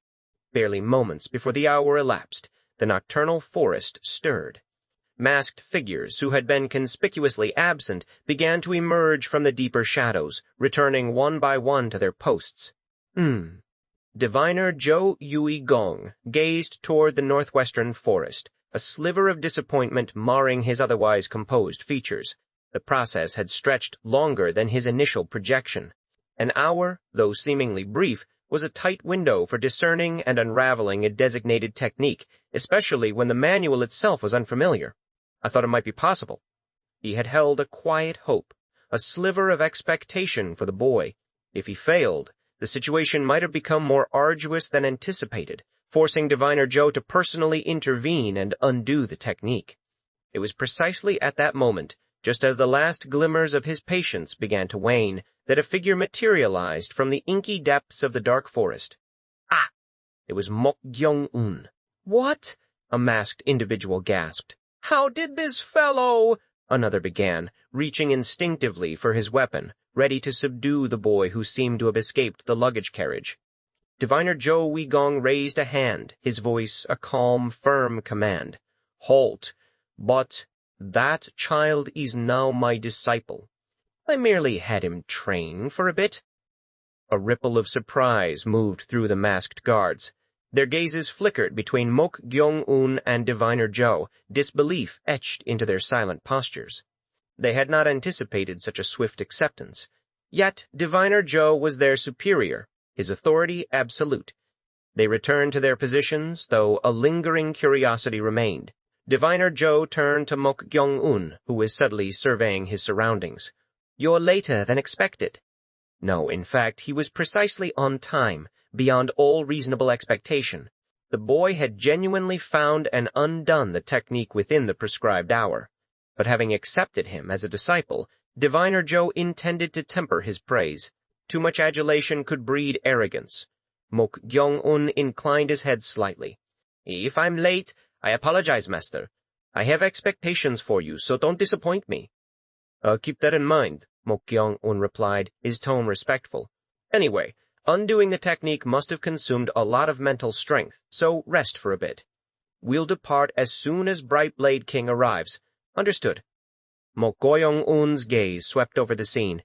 His curiosity lingered on the pairs of boys, roughly 15 to 18 years old, that the masked individuals had been bringing in. Each wore a hood, obscuring their faces. "Who are they?" Mok Gyong-un asked in a low voice, almost a whisper. Diviner Zhou Weigong chuckled, a dry, knowing sound. "They are new recruits gathered by each faction." "New recruits?" "Since we're here anyway," Diviner Zhou added, his explanation deliberately vague, "you can consider it killing two birds with one stone." The meaning remained elusive, deliberately obscured. Mok Gyong-un knew better than to press. "You'll find out later, so there's no need to be interested in such things now," Diviner Zhou said, waving a dismissive hand. "From now on, you'll ride in my carriage with me, so go and rest there in advance." He gestured toward a clean, well-appointed carriage, a stark contrast to the rough luggage carts. Mok Gyong-un shook his head. "I apologize, master. Is it all right if I just ride in the luggage carriage I was originally in for a while?" "What?" Diviner Joe. Yuigong's brow furrowed in confusion, but then understanding dawned on his face. Aha! Is it because of your younger brother? It was not, but Mok Kyung-un nodded, playing the role of the devoted elder sibling. Diviner Joe clicked his tongue. You're unnecessarily bringing hardship upon yourself. If you change your mind, switch to my carriage. Understood. And I'm warning you. But this time you were able to leave because I intended it. But don't even dream of trying to help your younger brother escape or anything like that. If you do something needless, you'll witness Yeonmok's Sword Manor being annihilated. The threat was stark, chilling. I'll keep that in mind, Mok Kyung-un stated, his voice placid. Since I've become your disciple, such a thing won't happen.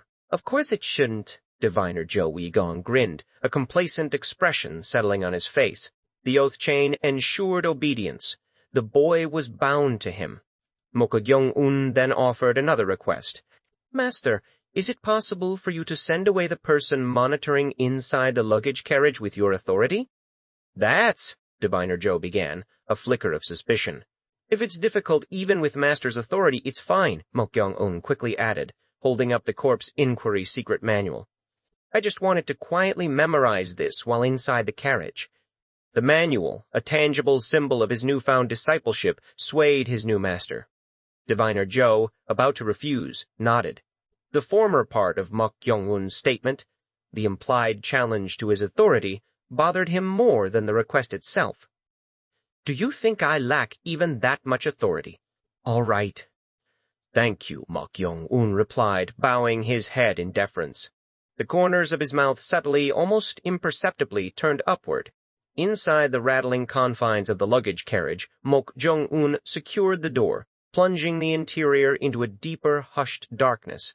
From his bosom, he withdrew a small, intricately carved wooden puppet. It was no larger than his finger, shaped like a diminutive human figure, and etched onto its surface was a single telling character, connect. Mok Kyung-un's smile widened, a quiet triumph. It's a success. A faint, grumbling voice emanated from the tiny wooden figure. Success or whatever, I'm suffocating. Being trapped in this damn wooden puppet. The voice belonged to Chung Ryong, now confined. Mok Kyung-un had not only undone the complex binding technique within the impossibly short time frame of an hour, but had also roughly grasped the sorcery of concealment, effectively shielding Chung Ryong's powerful spiritual energy. Diviner Joe Weigong, convinced the boy had merely struggled to free himself, remained blissfully unaware of the true extent of his new disciple's prowess.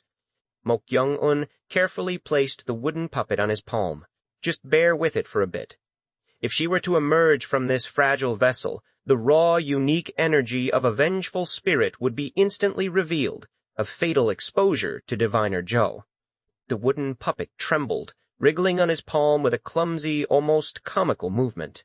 Now I've even possessed this damn wooden puppet, Chung Ryong's exasperated voice complained. You have no idea how difficult this is, you mortal. The technique Diviner Joe had imparted involved possessing a medium, a method akin to sealing. A lesser evil spirit would be powerless within such a confinement. Yet Chung Ryong could break free from the wooden puppet at will. Her caliber, even in this diminished state, defied simple limitations. Be careful, Mok Kyung-un warned, noticing a faint new crack on the puppet's surface. It cracked again. How much more careful can I be here? She retorted, her voice tinged with a familiar frustration. Even a decent physical body can't endure this body of mine. That's true, he conceded. The wooden puppet endured only because of the precise energy control technique he had just acquired. Without it, it would have shattered long ago. Chung Ryong, in her wooden form, settled back onto his palm.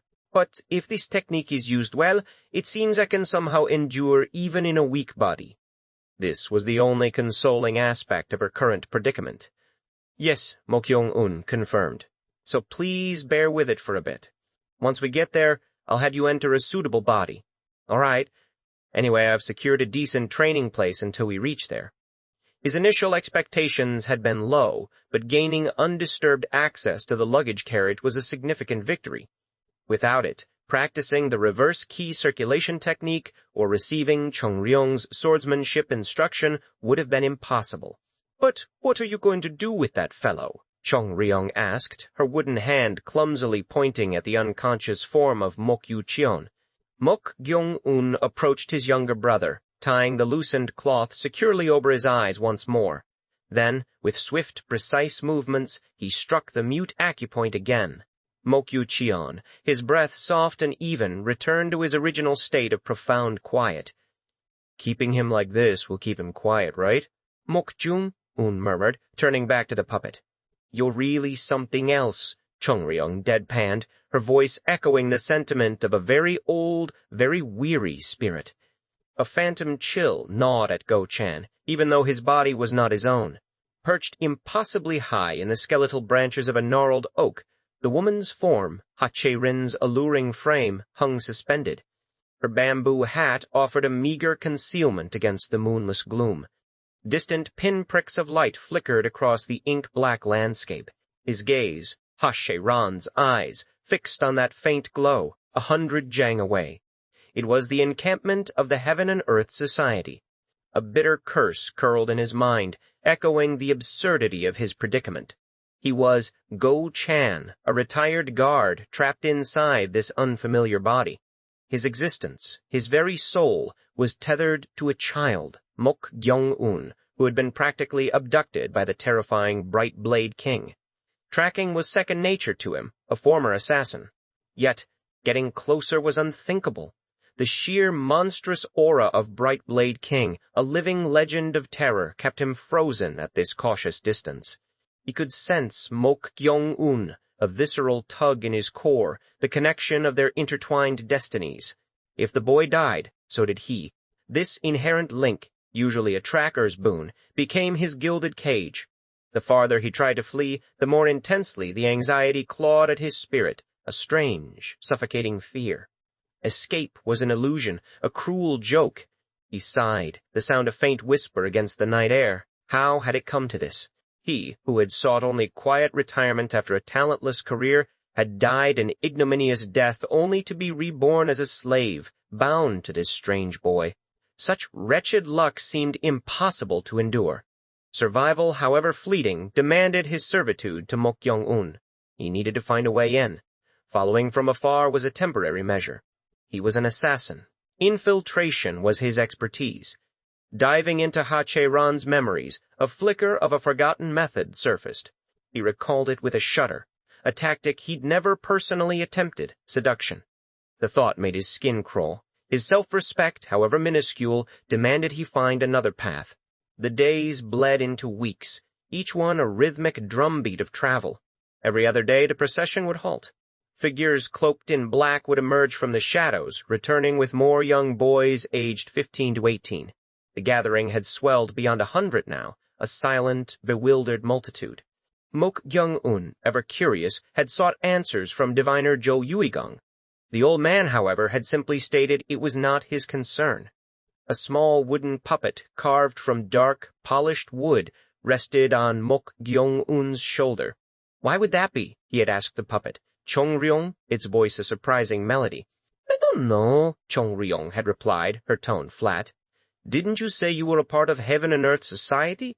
Mok Gyong-un pressed. "It has been 100 years since I left," she retorted, a hint of weariness in her voice. "How would I know their current operations?" Even Chung Ryong found the constant acquisition of these youths perplexing. Her mind churned, grasping at a single tenuous speculation, but the method itself remained strangely inefficient. Mok Gyong-un noted her occasional slips, hints that the society had once been hers. She never directly denied it, yet the topic seemed to agitate her. Perhaps memories fueled an old anger, or a secret needed to remain hidden. His musings were fleeting, quickly pushed aside by more pressing concerns. The future was now. "We'll be arriving soon," he muttered, a knot tightening in his stomach. "Why are you getting nervous?" Chung Ryong observed, her voice devoid of judgment. "I don't know," he confessed honestly. "It's good to be nervous," she conceded. "Even if you learned the moon lineage sword techniques from me, at your current level, you're barely at the threshold of first-rate at best." The beginning of first-rate. It was a staggering leap.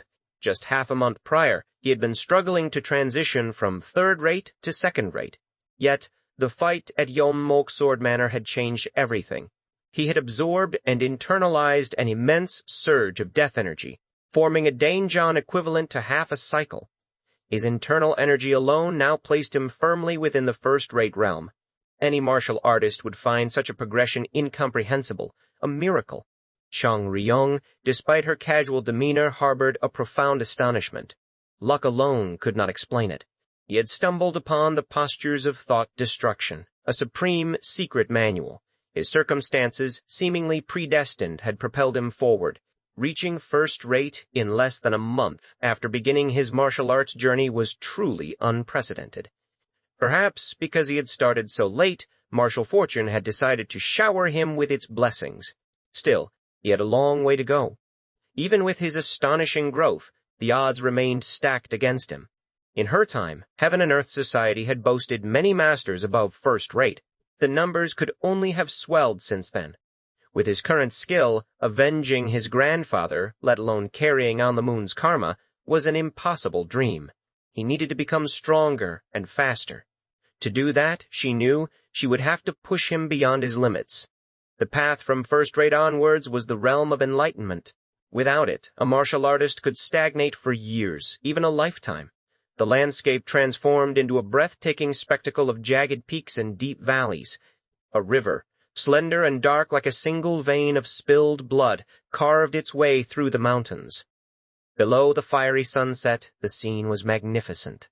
The river served as a foundation for a sprawling city, its natural fortifications seemingly carved from the very earth.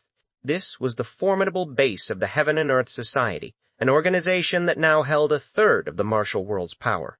The city gates groaned open, revealing the heart of the inner city. A man of immense stature, riding his horse with the pride of a victorious general, entered. Warriors lined the main thoroughfare, their roars of triumph echoing through the valley. Woo-ah! Sun Yun, the Bright Blade King, one of the revered 5 kings of Heaven and Earth Society, was at the forefront. Behind him, a procession of nearly 300 followed, black-clad warriors interspersed with the bewildered boys they had collected. Startled by the thunderous cheers, the boys shuffled forward, one hesitant step at a time. The procession flowed through the inner city's main road, finally fanning out into a vast square. A flicker of interest ignited in Bright Blade King Sun Yun's eyes as he surveyed the waiting crowd. An unexpected figure stood prominently, awaiting his arrival. Sun Yun dismounted with practiced grace, a light, almost soundless landing. He executed a respectful fist-palm salute. Bright Blade King. Sun Yun pays his respects to Vice Leader Meng. The man who returned the salute was Meng Seo-cheon, the Heaven and Earth Society's second-in-command. He appeared to be in his early 40s, with chilling, snake-like eyes, white hair, and a smooth, beardless chin. "You must have had a tough journey, Bright Blade King," Meng Seo-cheon murmured, his voice deceptively soft. It was unusual for the vice leader himself to offer such a personal greeting, even to one of the 5 kings. Sun Yun let out a booming laugh. "Ha ha ha! What hardship could there be? I merely went out for some fresh air after a long time. Anyone witnessing this might mistake your return for a victorious war," Meng Seo-cheon observed, a faint smile playing on his lips. "Let's dispense with the formalities then. Where is the leader?" Sun Yun needed to report, especially after such a unique mission. Meng Seo-cheon let out a soft, almost imperceptible sigh. "Bright Blade King," he began, lowering his voice conspiratorially, "that is precisely why I came up personally. I have an urgent order from the leader to convey." "An urgent order? What do you mean?" Sun Yun's brow furrowed. He had already sent a messenger pigeon detailing the general situation. What could be so pressing? "The leader has ordered that everyone you brought, without exception, be sent to the Corpse Blood Valley immediately," Meng Seo-cheon stated, his voice now a mere whisper. "That's quick," Sun Yun acknowledged, a note of surprise in his voice. "Well, that's why I brought them anyway. Not just them," Meng Seo-cheon interjected, his gaze piercing. "What?" "The leader also said to send the child from Yon Mok Sword Manor who allegedly learned that thing, and the child you brought as a hostage, to the Corpse Blood Valley." Sun Yun's eyes widened, a flicker of genuine shock crossing his face. His jaw tightened. "What does that mean?" he demanded, his voice suddenly sharp. "Did he truly give that order?" Yes, Mong Seo-cheon affirmed, his response unwavering. For a moment, Sun Yun was utterly speechless. 100 years had passed since anyone had even touched that cursed manual, let alone learned the severed sword techniques of the moon lineage. Yet, this boy, this potential key to a lost art, was to be sent to the Corpse Blood Valley without even a shred of verification? That can't be, he insisted, regaining his voice. I will go and see the leader right away. You cannot meet the leader now, Mong Seo-cheon stated plainly. What are you saying? This is an order directly from the leader. In that case, he should at least extract the oral secrets from the boy's mind before sending him. This is... Sun Yun sputtered, his confusion evident. Brightblade King, Mong Seo-cheon interrupted, his voice stern. He said it was an order given with the leader's absolute authority. Ha! Sun Yun exhaled, a defeated sound. He was truly at a loss. But the leader's orders were unassailable, absolute. A sudden jarring thump jolted Mak Yong-un. The door to the luggage carriage swung open violently. It was diviner Zhou Weigong, his face etched with grim urgency. We've arrived, Mok Yong-un began, but the old man cut him off. Things have gotten complicated. What? Mak Yong-un asked, his voice laced with confusion. What do you mean, complicated? Zhou Weigong's voice was strained, tinged with absurdity. The leader has ordered to send you to the Corpse Blood Valley. Corpse Blood Valley? The name was unfamiliar, unsettling. Ha! Zhou Weigong sighed, running a hand through his sparse hair. For such a ridiculous situation to unfold. I have no idea what you're talking about, Mok Yong-un admitted, his mind racing. There's no time, Zhou Weigong insisted, his movements brisk. First, take this. He produced a ring from his bosom, its surface intricately engraved with tiny letters. Mok Yong-un's eyes widened. They were incantations, the very symbols used for specific talismans. You can perform sorcery with hand seals for a few things engraved here, even without talismans, Zhou Weigong explained quickly. How do I? Mok Yong-un started to ask, but Zhou Weigong interrupted him again. Listen carefully, the diviner urged, his voice grave. The probability of surviving intact in the Corpse Blood Valley is less than 1 in 10. What does that mean? Mok Yong-un's heart pounded. Survive somehow, Zhou Weigong commanded, his eyes intense. I will report to the branch leader and get you out of there no matter what, so endure at all costs. By endure, you mean, Mok Yong-un's words hung in the air, unfinished. The carriage door burst open again.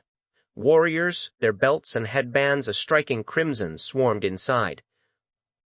This is as far as you go, one of them barked, his voice rough. You, Mak Yu-cheon snarled, his eyes blazing with fury, fixed on Mak Yong-un. He had been unconscious for half a month. His fainting acupoint struck, allowed only 2 meals a day and a single chance to relieve himself. His rage at Mok Yong-un was a bitter, burning sensation. What have you done to me? A sharp thwack echoed through the confined space. Mok Yu-cheon gasped, doubling over as a warrior struck him from behind with a staff. Though his fainting, mute, and paralysis acupoints had been released, resistance was futile. Needles, known as forbidden gate locks, pierced his 6 major acupoints, sealing his internal energy. Hey, shut up and walk, the warrior ordered, his tone devoid of sympathy. Mok Yu-cheon's lips twitched in a silent protest. He glared, but then, slowly, he closed his mouth. He had no choice but to obey. A wave of humiliation washed over him. This was how heaven and earth society treated its hostages? He walked in a single-file line, following the person ahead, down a dark, narrow, sloping path. It felt like being a captured prisoner, forced into labor. What were they planning? Unlike the bewildered Mok Yu-cheon, Mok Yong-un maintained an unsettling calm. Zhou Weigong's dire warning had prepared him. What was the Corpse Blood Valley? That was the only question that consumed him. What fate awaited them there?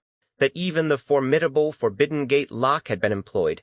Even Chong Ryong, resting silently on his shoulder, remained ignorant of its purpose. With that gnawing question, they walked for nearly 3 hours without a single break. Finally, the path opened into a wide, shallow valley.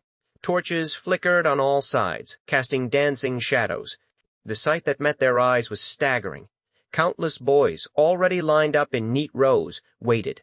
With their own 100, the total number approached 800. A booming voice cut through the stillness. "Welcome to the Corpse Blood Valley." Every head snapped towards the sound. There, atop a massive rock, beside a colossal incense burner, stood a man. He wore a gray demon mask, his hands clasped behind his back, an aura of arrogance radiating from him. The demon mask spoke again, his voice chillingly clear. "From now on, there is something you must do." He reached into his robe, pulling out a small object.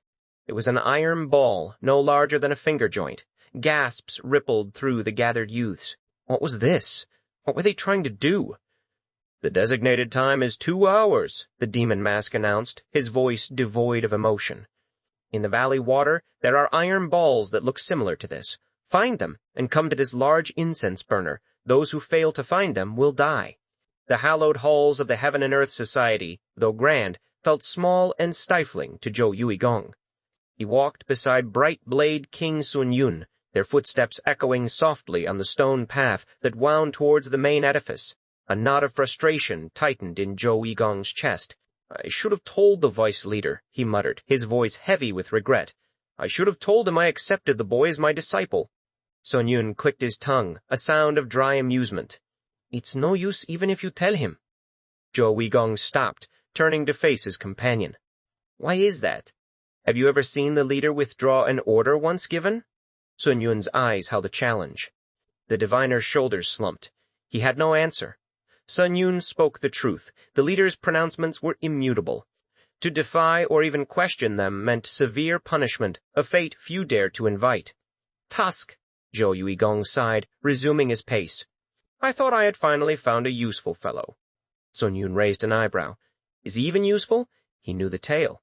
This young man was the first to survive the cursed secret manual, an artifact that had claimed countless lives in its silent, deceptive embrace. He had somehow mastered the sword techniques of the moon lineage, a martial path thought extinct for a century.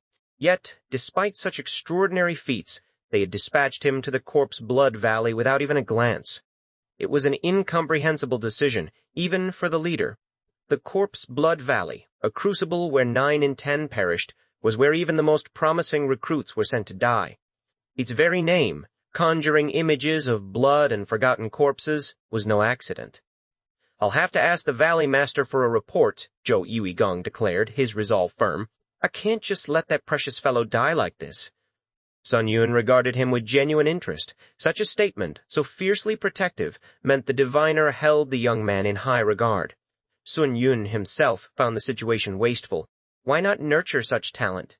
They could have persuaded him, brought him to their side, or perhaps even extracted the lost sword techniques from his mind to revive the moon lineage. Instead, they sent him to the Corpse Blood Valley, the most brutal of all selection processes. A chilling thought, cold and unsettling, flickered in Sun-yun's mind. His eyes narrowed, piercing the twilight air. Could that be the reason? Was this a test? A brutal life-or-death examination of his worth? Far from the shadowed discussions of the society's executives, a different kind of darkness enveloped the Corpse Blood Valley. The air was thick with the scent of damp earth and the unspoken fear of hundreds of young men. A figure, cloaked in a chilling demon mask, stood before them, his voice cutting through the night.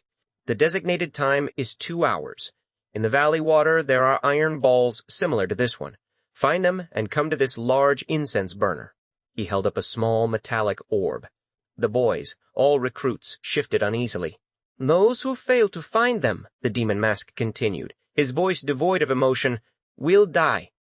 A low murmur rippled through the gathered youths. It was the dead of night. Though warriors with red belts held flickering torches, casting dancing shadows, the valley water remained an impenetrable black. To find a small iron ball in that vast, dark expanse, littered with countless pebbles, felt impossible. It was like searching for a single grain of sand on an endless beach. A boy, no older than 17, stood at the front. He raised a hesitant hand. "Isn't it too harsh to kill someone for failing to find a mere iron ball?" he began, his voice trembling slightly. "Everyone here has been recruited from each faction, so even if that's the case, do you not want to do it?" The demon mask interrupted, his tone sharp. The boy faltered, his expression tense. He gathered his courage. "The selection process doesn't seem to be about finding or not finding the iron ball. Before he could finish, a sickening echoed through the valley. The boy's dying scream was abruptly cut short as he collapsed. A heavy thud followed. A collective gasp escaped the onlookers. Their eyes widened in horror. An iron ball, the very object they were meant to find, was now lodged deep in the boy's forehead. He had died instantly.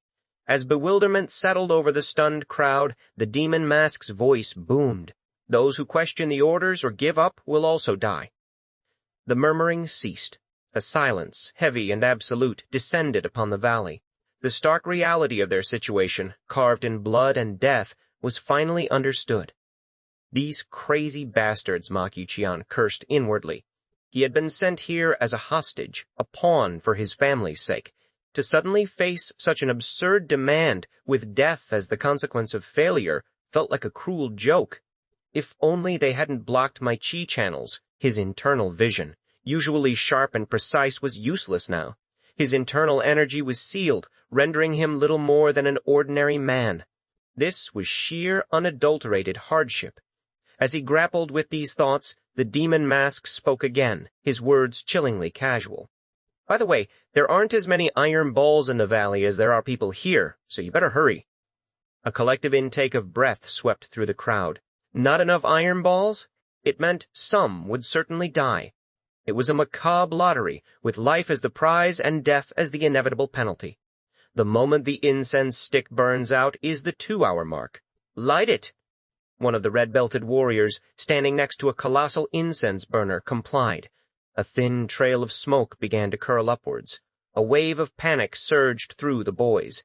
What had been murmuring and uncertainty exploded into frantic action.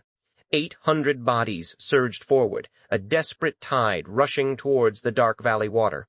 The ground trembled under their collective stampede. Not one of them employed lightness skills. Their chi channels were indeed sealed, ensuring a grim, brutal fairness to the trial. Shit, Mok Yuqian snarled, glaring for a moment at Mok Yong-un, who remained strangely still. But there was no time for anger. He joined the desperate rush. Splash! Splash! Splash. He plunged into the icy water, the cold instantly biting at his skin. How was he supposed to find anything in this impenetrable darkness? His eyes, even now adjusting, could barely discern the ripples on the surface. What lay beneath was a void. Finding it with the naked eye was an impossibility. Frantic cries echoed around him. Ugh! Where the hell is it? Boys were digging wildly, their hands churning through the unseen pebbles, their desperation palpable. Targe. My hand. Hands scraped raw, fingernails torn, some even broken against the sharp rocks. Protected by internal energy, such injuries would be trivial, but with bare hands, pain was inevitable. Mok Yuqian's fingers, too, smarted from the abrasive stones, yet there was no other way. No method to search, no other option but to grope blindly in the chilling water. What if he couldn't find it within the hour? His heart hammered against his ribs, a frantic drumbeat of anxiety. He had never known such raw tension. He turned his head slightly, his gaze drawn by an absurd sight. While everyone else thrashed frantically, Mok Yong-un stood on the bank, arms crossed, observing. He watched as if this grim spectacle was merely a passing curiosity. What is that guy doing? Mok Yuqian thought, aghast. Crazy bastard. Was he mad? Did he wish to die? Mok Yuqian dismissed him, turning back to his desperate search. Half-brother or not, his own survival depended on finding an iron ball. The incense stick, a silent arbiter of life and death, had already burned down halfway. Half the 2 hours were gone. Only 60 minutes remained. Then a shout ripped through the air. Put it out. The red-belted warriors, stationed with their torches around the valley, obeyed. They tossed the flickering flames into the water, extinguishing them with hisses and splashes. The already dim valley plunged into absolute darkness. Even the forms of those nearby vanished. Shit! How are we supposed to find it? Complaints erupted, a chorus of despair. Yet, even as they screamed, no one withdrew their hands from the water. To stop was to die. Valley Master, a middle-aged warrior whispered to the demon mask. This time, more than half might be weeded out. No one had yet found an iron ball. Usually by now 1 or 2 would have surfaced, their success driving the others to even greater desperation. This time, there was only a chilling, universal failure. "Seems like there aren't many tough ones," the Valley Master, the Demon Mask, agreed, a faint nod of disappointment. This might be the lowest number of selections in history. The ordeal was designed to stimulate the 5 senses, to sharpen survival instincts. Those eliminated here were deemed worthless, lacking the fundamental will to live. The Esoteric Realm Gate, Vermilion Slaughter Valley, and Demon Fire Hall said they sent talented individuals, the Valley Master mused. But they seemed to be nothing more than trash compared to what I expected. It was then. A triumphant cry pierced the night. "I found it!" Finally, the first. An 18-year-old boy, his hand a bloody mess, held up the small iron ball, a wide, euphoric grin plastered across his face. Those around him couldn't hide their envy, but soon the chilling reality of time spurred them back into their frantic search. The boy, panting, began to stumble towards the shore. "I did it! I did it!" He had not only survived, but he was the first. This surely would earn him favor. Just as relief washed over him, he heard it. Splash, splash. Someone was running towards him from behind. He looked back. A burly figure, surprisingly fast, closed the distance. "Hand it over!" the burly boy roared, his intent clear. He meant to snatch the prize. There were always such ruthless bastards. Shit. The first boy, despite his exhaustion, ran faster. Even as he emerged from the water, the burly boy showed no signs of giving up. "You bastard. If I catch you, I'll beat you to a pulp." He was big, yet incredibly swift. The distance between them vanished. If he was caught, his hard-won iron ball would be taken. The boy twisted his head, summoning his last reserves of strength. Suddenly, someone appeared directly in front of him. When had this person gotten there? Had someone not entered the valley at all? The startled boy tried to change direction, but it was too late. "Pack!" The figure in front surged forward with terrifying speed. He was caught before he could even react. This damn bastard. How could he be so fast? Their internal energy was supposed to be sealed. He was trapped, an enemy before him, another behind. In desperation, the boy made an unexpected choice. "You think I'll let scum like you snatch this?" He shoved the iron ball into his mouth and swallowed. Behind him, the burly boy screamed in frustration. "You son of a bitch!" A grim smile touched the boy's lips. It couldn't be snatched now. "You're really troublesome," a voice murmured. "Puck."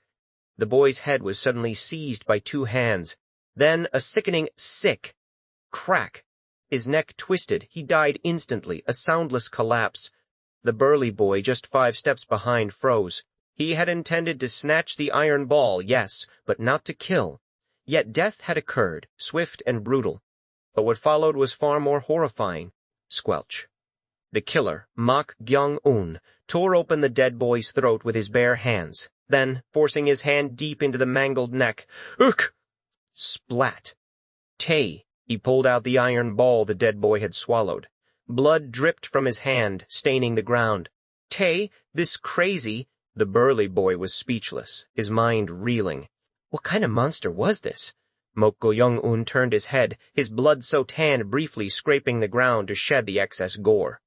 "Why?" he asked, his voice calm, chillingly devoid of emotion. "Do you want it?" The burly boy shuddered. His heart hammered, threatening to burst from his chest.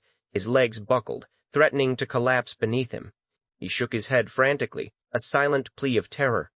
He wanted nothing from this man. The momentum, once a roaring blaze within the burly boy's spirit, had been ruthlessly extinguished. Mok Gyong-un's cruel efficiency had seen to that, leaving only a cold, hollow fear in its wake. Attack was no longer a thought. Survival was a desperate, fleeting flicker. "If you don't hurry," Mok Gyong-un's voice, a calm whisper amidst the burgeoning chaos, cut through the air, "you won't be able to find us." He held up the iron ball, dark with fresh blood, a stark testament to his brutal method. The burly boy's eyes widened in a sudden, horrifying clarity. He spun, legs churning, a desperate scramble towards the murky depths of the valley. Yet his limbs, betraying his terror, buckled. He fell, then rose, stumbled, and fell again, a pathetic heap of desperation before finally dragging himself into the concealing water. He was not alone in his flight. 3 other figures, faces pale with shock, splashed their way back into the valley.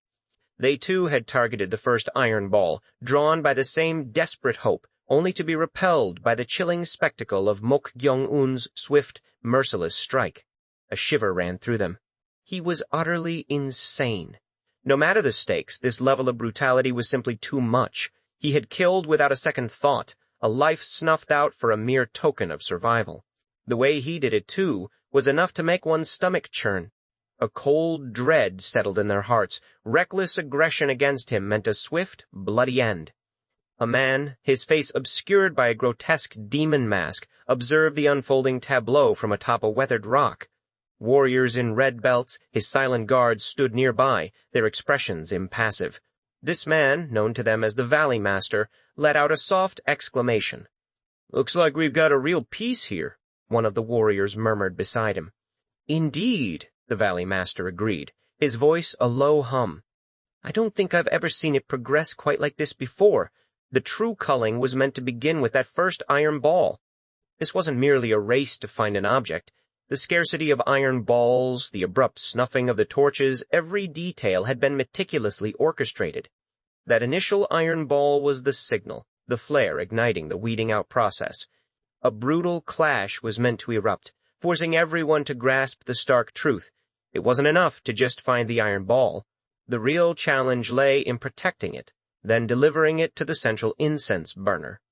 Yet, the very genesis of the gateway had twisted into something unexpected. By the way, the warrior continued, not only is his hand technique remarkable, but his strength is no joke. To rip out a throat so easily, even with his internal channels locked away. Most of the onlookers were captivated by Mok Gyong-un's savage technique, his raw power. But the demon mask's intrigue stemmed from a different, deeper observation. He had acquired the iron ball without a single drop of water touching his clothes. It was an unprecedented feat, since he had assumed command of the Corpse Blood Valley. Typically, even the most cunning would plunge into the valley water first, especially after witnessing a death and under the pressure of a looming time limit indicated by the burning incense. Yet, while everyone else scrambled, that fellow remained rooted to his spot. He had aimed for it from the very beginning. Interesting. Had there ever been such a calculating mind to pass through this gateway? Such an act demanded an extraordinary audacity. Considering this, even his cruel hand technique now seemed a deliberate, calculated move. Mok Gyong-un, ignoring the lingering fear and the silent scrutiny, walked purposefully towards the incense burner. "Is this enough?" he asked, holding the blood-stained iron ball up for the demon mask to see. The masked figure nodded. Then, his voice booming across the clearing, he asked, "You? What is your name?" A ripple of interest passed through the surrounding warriors. It was rare for the Valley Master, especially in the mere first gateway of the Corpse Blood Valley, to show such personal interest. "Mok Gyong-un," came the crisp reply. The eyes visible through the demon mask's gaps narrowed slightly. "Mok Gyong-un?" With 800 participants, he couldn't recall every name. But Mok Gyong-un was one he remembered, an individual explicitly ordered to join late. Was he one of the two from the Mok family, brought as hostages? This was a new surprise. He had assumed, naturally, that such a ruthless display would come from the notorious esoteric Realm Gate, Vermilion Slaughter Valley, Demon Fire Hall, or some other equally brutal recruit. But to hear he hailed from Yon Mok Sword Manor, a renowned righteous martial family? The demon mask recalled a conversation from less than an hour ago. "What? You're saying the boys from Yon Mok Sword Manor brought as hostages are to join the Corpse Blood Valley? It's the leader's order. I will naturally obey, if it is an order, but are you certain? It's not a place those weak boys from a righteous faction can endure. That's not something you need to be concerned about. Just follow the order." He had thought, at the time, that perhaps they intended to torment them, then simply kill them. But now, his perception shifted. As expected, the leader wouldn't have sent them without a profound reason. So this was it. Still, it was utterly unexpected. Had he not known the truth of his origin, he would never have associated this man with the righteous faction. His aura, his every move, leaned more towards this side. He would know for sure as he watched. If he truly belonged here, he would find a way to survive the hell that was Corpse Blood Valley. The demon mask, his gaze fixed on Mok Gyong-un, reached into his robes and pulled out a small object.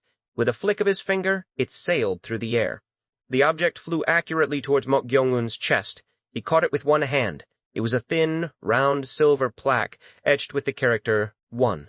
"It's a plaque proving you passed this gateway with the highest score," the demon mask announced. "Keep it, along with the iron ball you brought." "A gateway? Highest score?" Mok Gyong-un's gaze drifted to the silver plaque in his palm. The phrase, "highest score," suggested a competition. Diviner Zhou Yuigong's words echoed in his mind. The probability of surviving intact in the Corpse Blood Valley is less than 1 in 10. This was clearly a structure designed for survival through brutal elimination. 2 lives had already been forfeited, and if his instincts served him, a bloody competition was about to truly begin. His prediction proved horrifyingly accurate. Another splash sounded from the valley water. Someone else had found an iron ball. Unlike the first boy who had foolishly cheered, this one made no such mistake. The moment he grasped the iron ball, he bolted from the water. A prudent choice, yet it made him an instant target. "Looks like that guy found it. Catch him." More than a dozen figures surged forward, a hungry pack converging on their prey. "Damn it!" the boy cried, a desperate scramble as he ran. But then, a figure erupted from the water, his hand clamping around the fleeing boy's neck. With a sickening crunch, he twisted. A life ended, the second death. The attacker, an 18-year-old boy, had a sturdy physique, his bare upper body adorned with bizarre, swirling patterns. He snatched the iron ball from the fallen boy and glared at the charging mob. "Come at me if you want to die," he warned, his voice low and menacing. The boys, recognizing him, recoiled, their anger giving way to fear. "Damn it," one cursed. "It's the Vermilion Slaughter Valley." The Vermilion Slaughter Valley, one of the 3 most infamous groups under the Heaven and Earth Society. Though they numbered only around 30 disciples, each was a formidable master, dreaded for their unique, unsettling martial arts. "What a bunch of cowards," the boy from Vermilion Slaughter Valley scoffed, running a hand through his hair, a sneer on his lips. He strode towards the incense burner, brushing past Mok Gyong-un. As he passed, he whispered, "Don't think you'll stay ahead in the next gateway." A clear challenge. Mok Gyong-un merely shrugged. He had no desire to expend energy on pointless rivalries. Yet, if he insisted on being annoying, a subtle lick of his upper lip betrayed a flicker of interest. This place, he mused, seemed quite agreeable.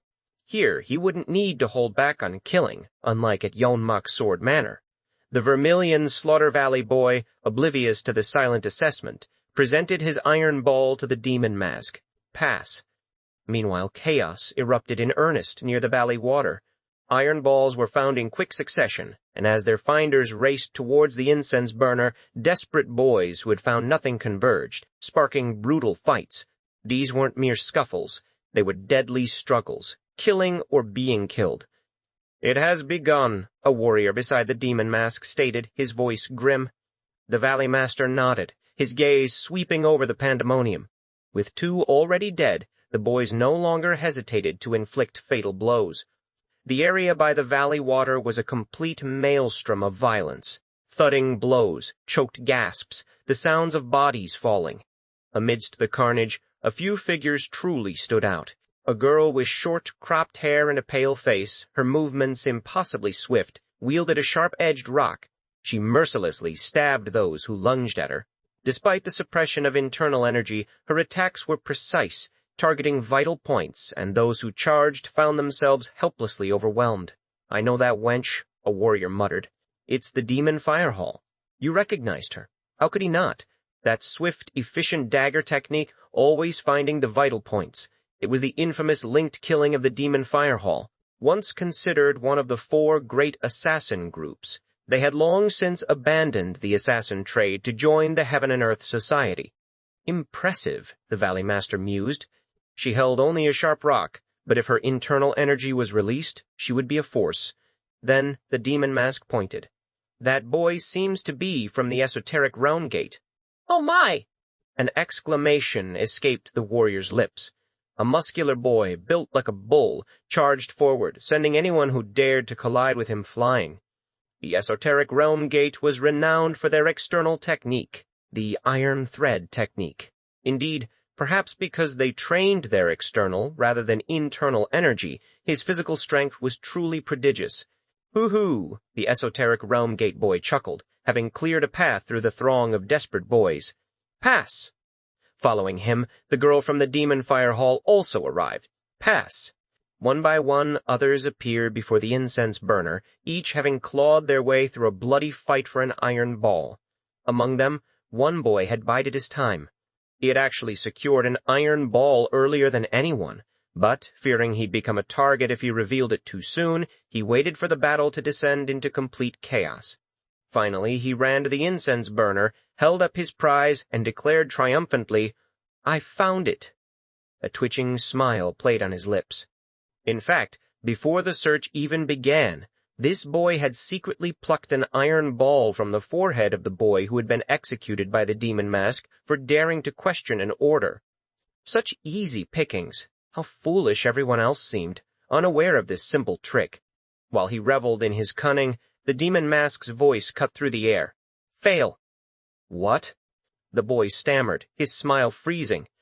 What does this mean? Why had he not passed? He couldn't comprehend it. Why? I clearly found the iron ball, so why? A swift, sharp glint. Something brushed past his neck. In the next instant, his head tumbled to the ground, a wet thud. I'm sure I told you not to question the orders, the warrior in the red belt muttered, sheathing his sword with a quiet clang. The headless body fell, and the iron ball, now free from its grip, rolled across the ground. It came to a stop directly in front of Mok-yong-un, who, having passed first, sat calmly near the incense burner. Mok-yong-un looked at the unmarked iron ball, then at the one he held. A faint chuckle escaped his lips. His iron ball bore the small engraved letters, 63. The decapitated boys had nothing. He had used his wits, only to lose his head. On the other hand, should he call himself lucky? Mok-yong-un had, in fact, considered extracting the iron ball from the forehead of the boy who had died for questioning before the trial began. But someone had already taken it in that brief window, forcing him to change his method. Thanks to that, he was indeed fortunate. Yet, that feeling of fortune was fleeting, quickly overshadowed by a different emotion. Mok-yong-un licked his lips, a strange regret stirring within him for the feast unfolding before his eyes. The scent of death, thick and pungent, wafted through the air as bodies piled up from the bloody struggle for the iron balls. If only his internal channels weren't sealed, he would have immediately begun the reverse key circulation. But did he truly need to gather this energy through chi circulation? A flicker of curiosity sparked. Mok-yong-un subtly extended his arm towards the void, towards the direction where the death energy flowed most powerfully, and silently chanted the oral secrets in his mind. Boundless and unceasing, the two energies combined to form the heart. It was the art of binding technique.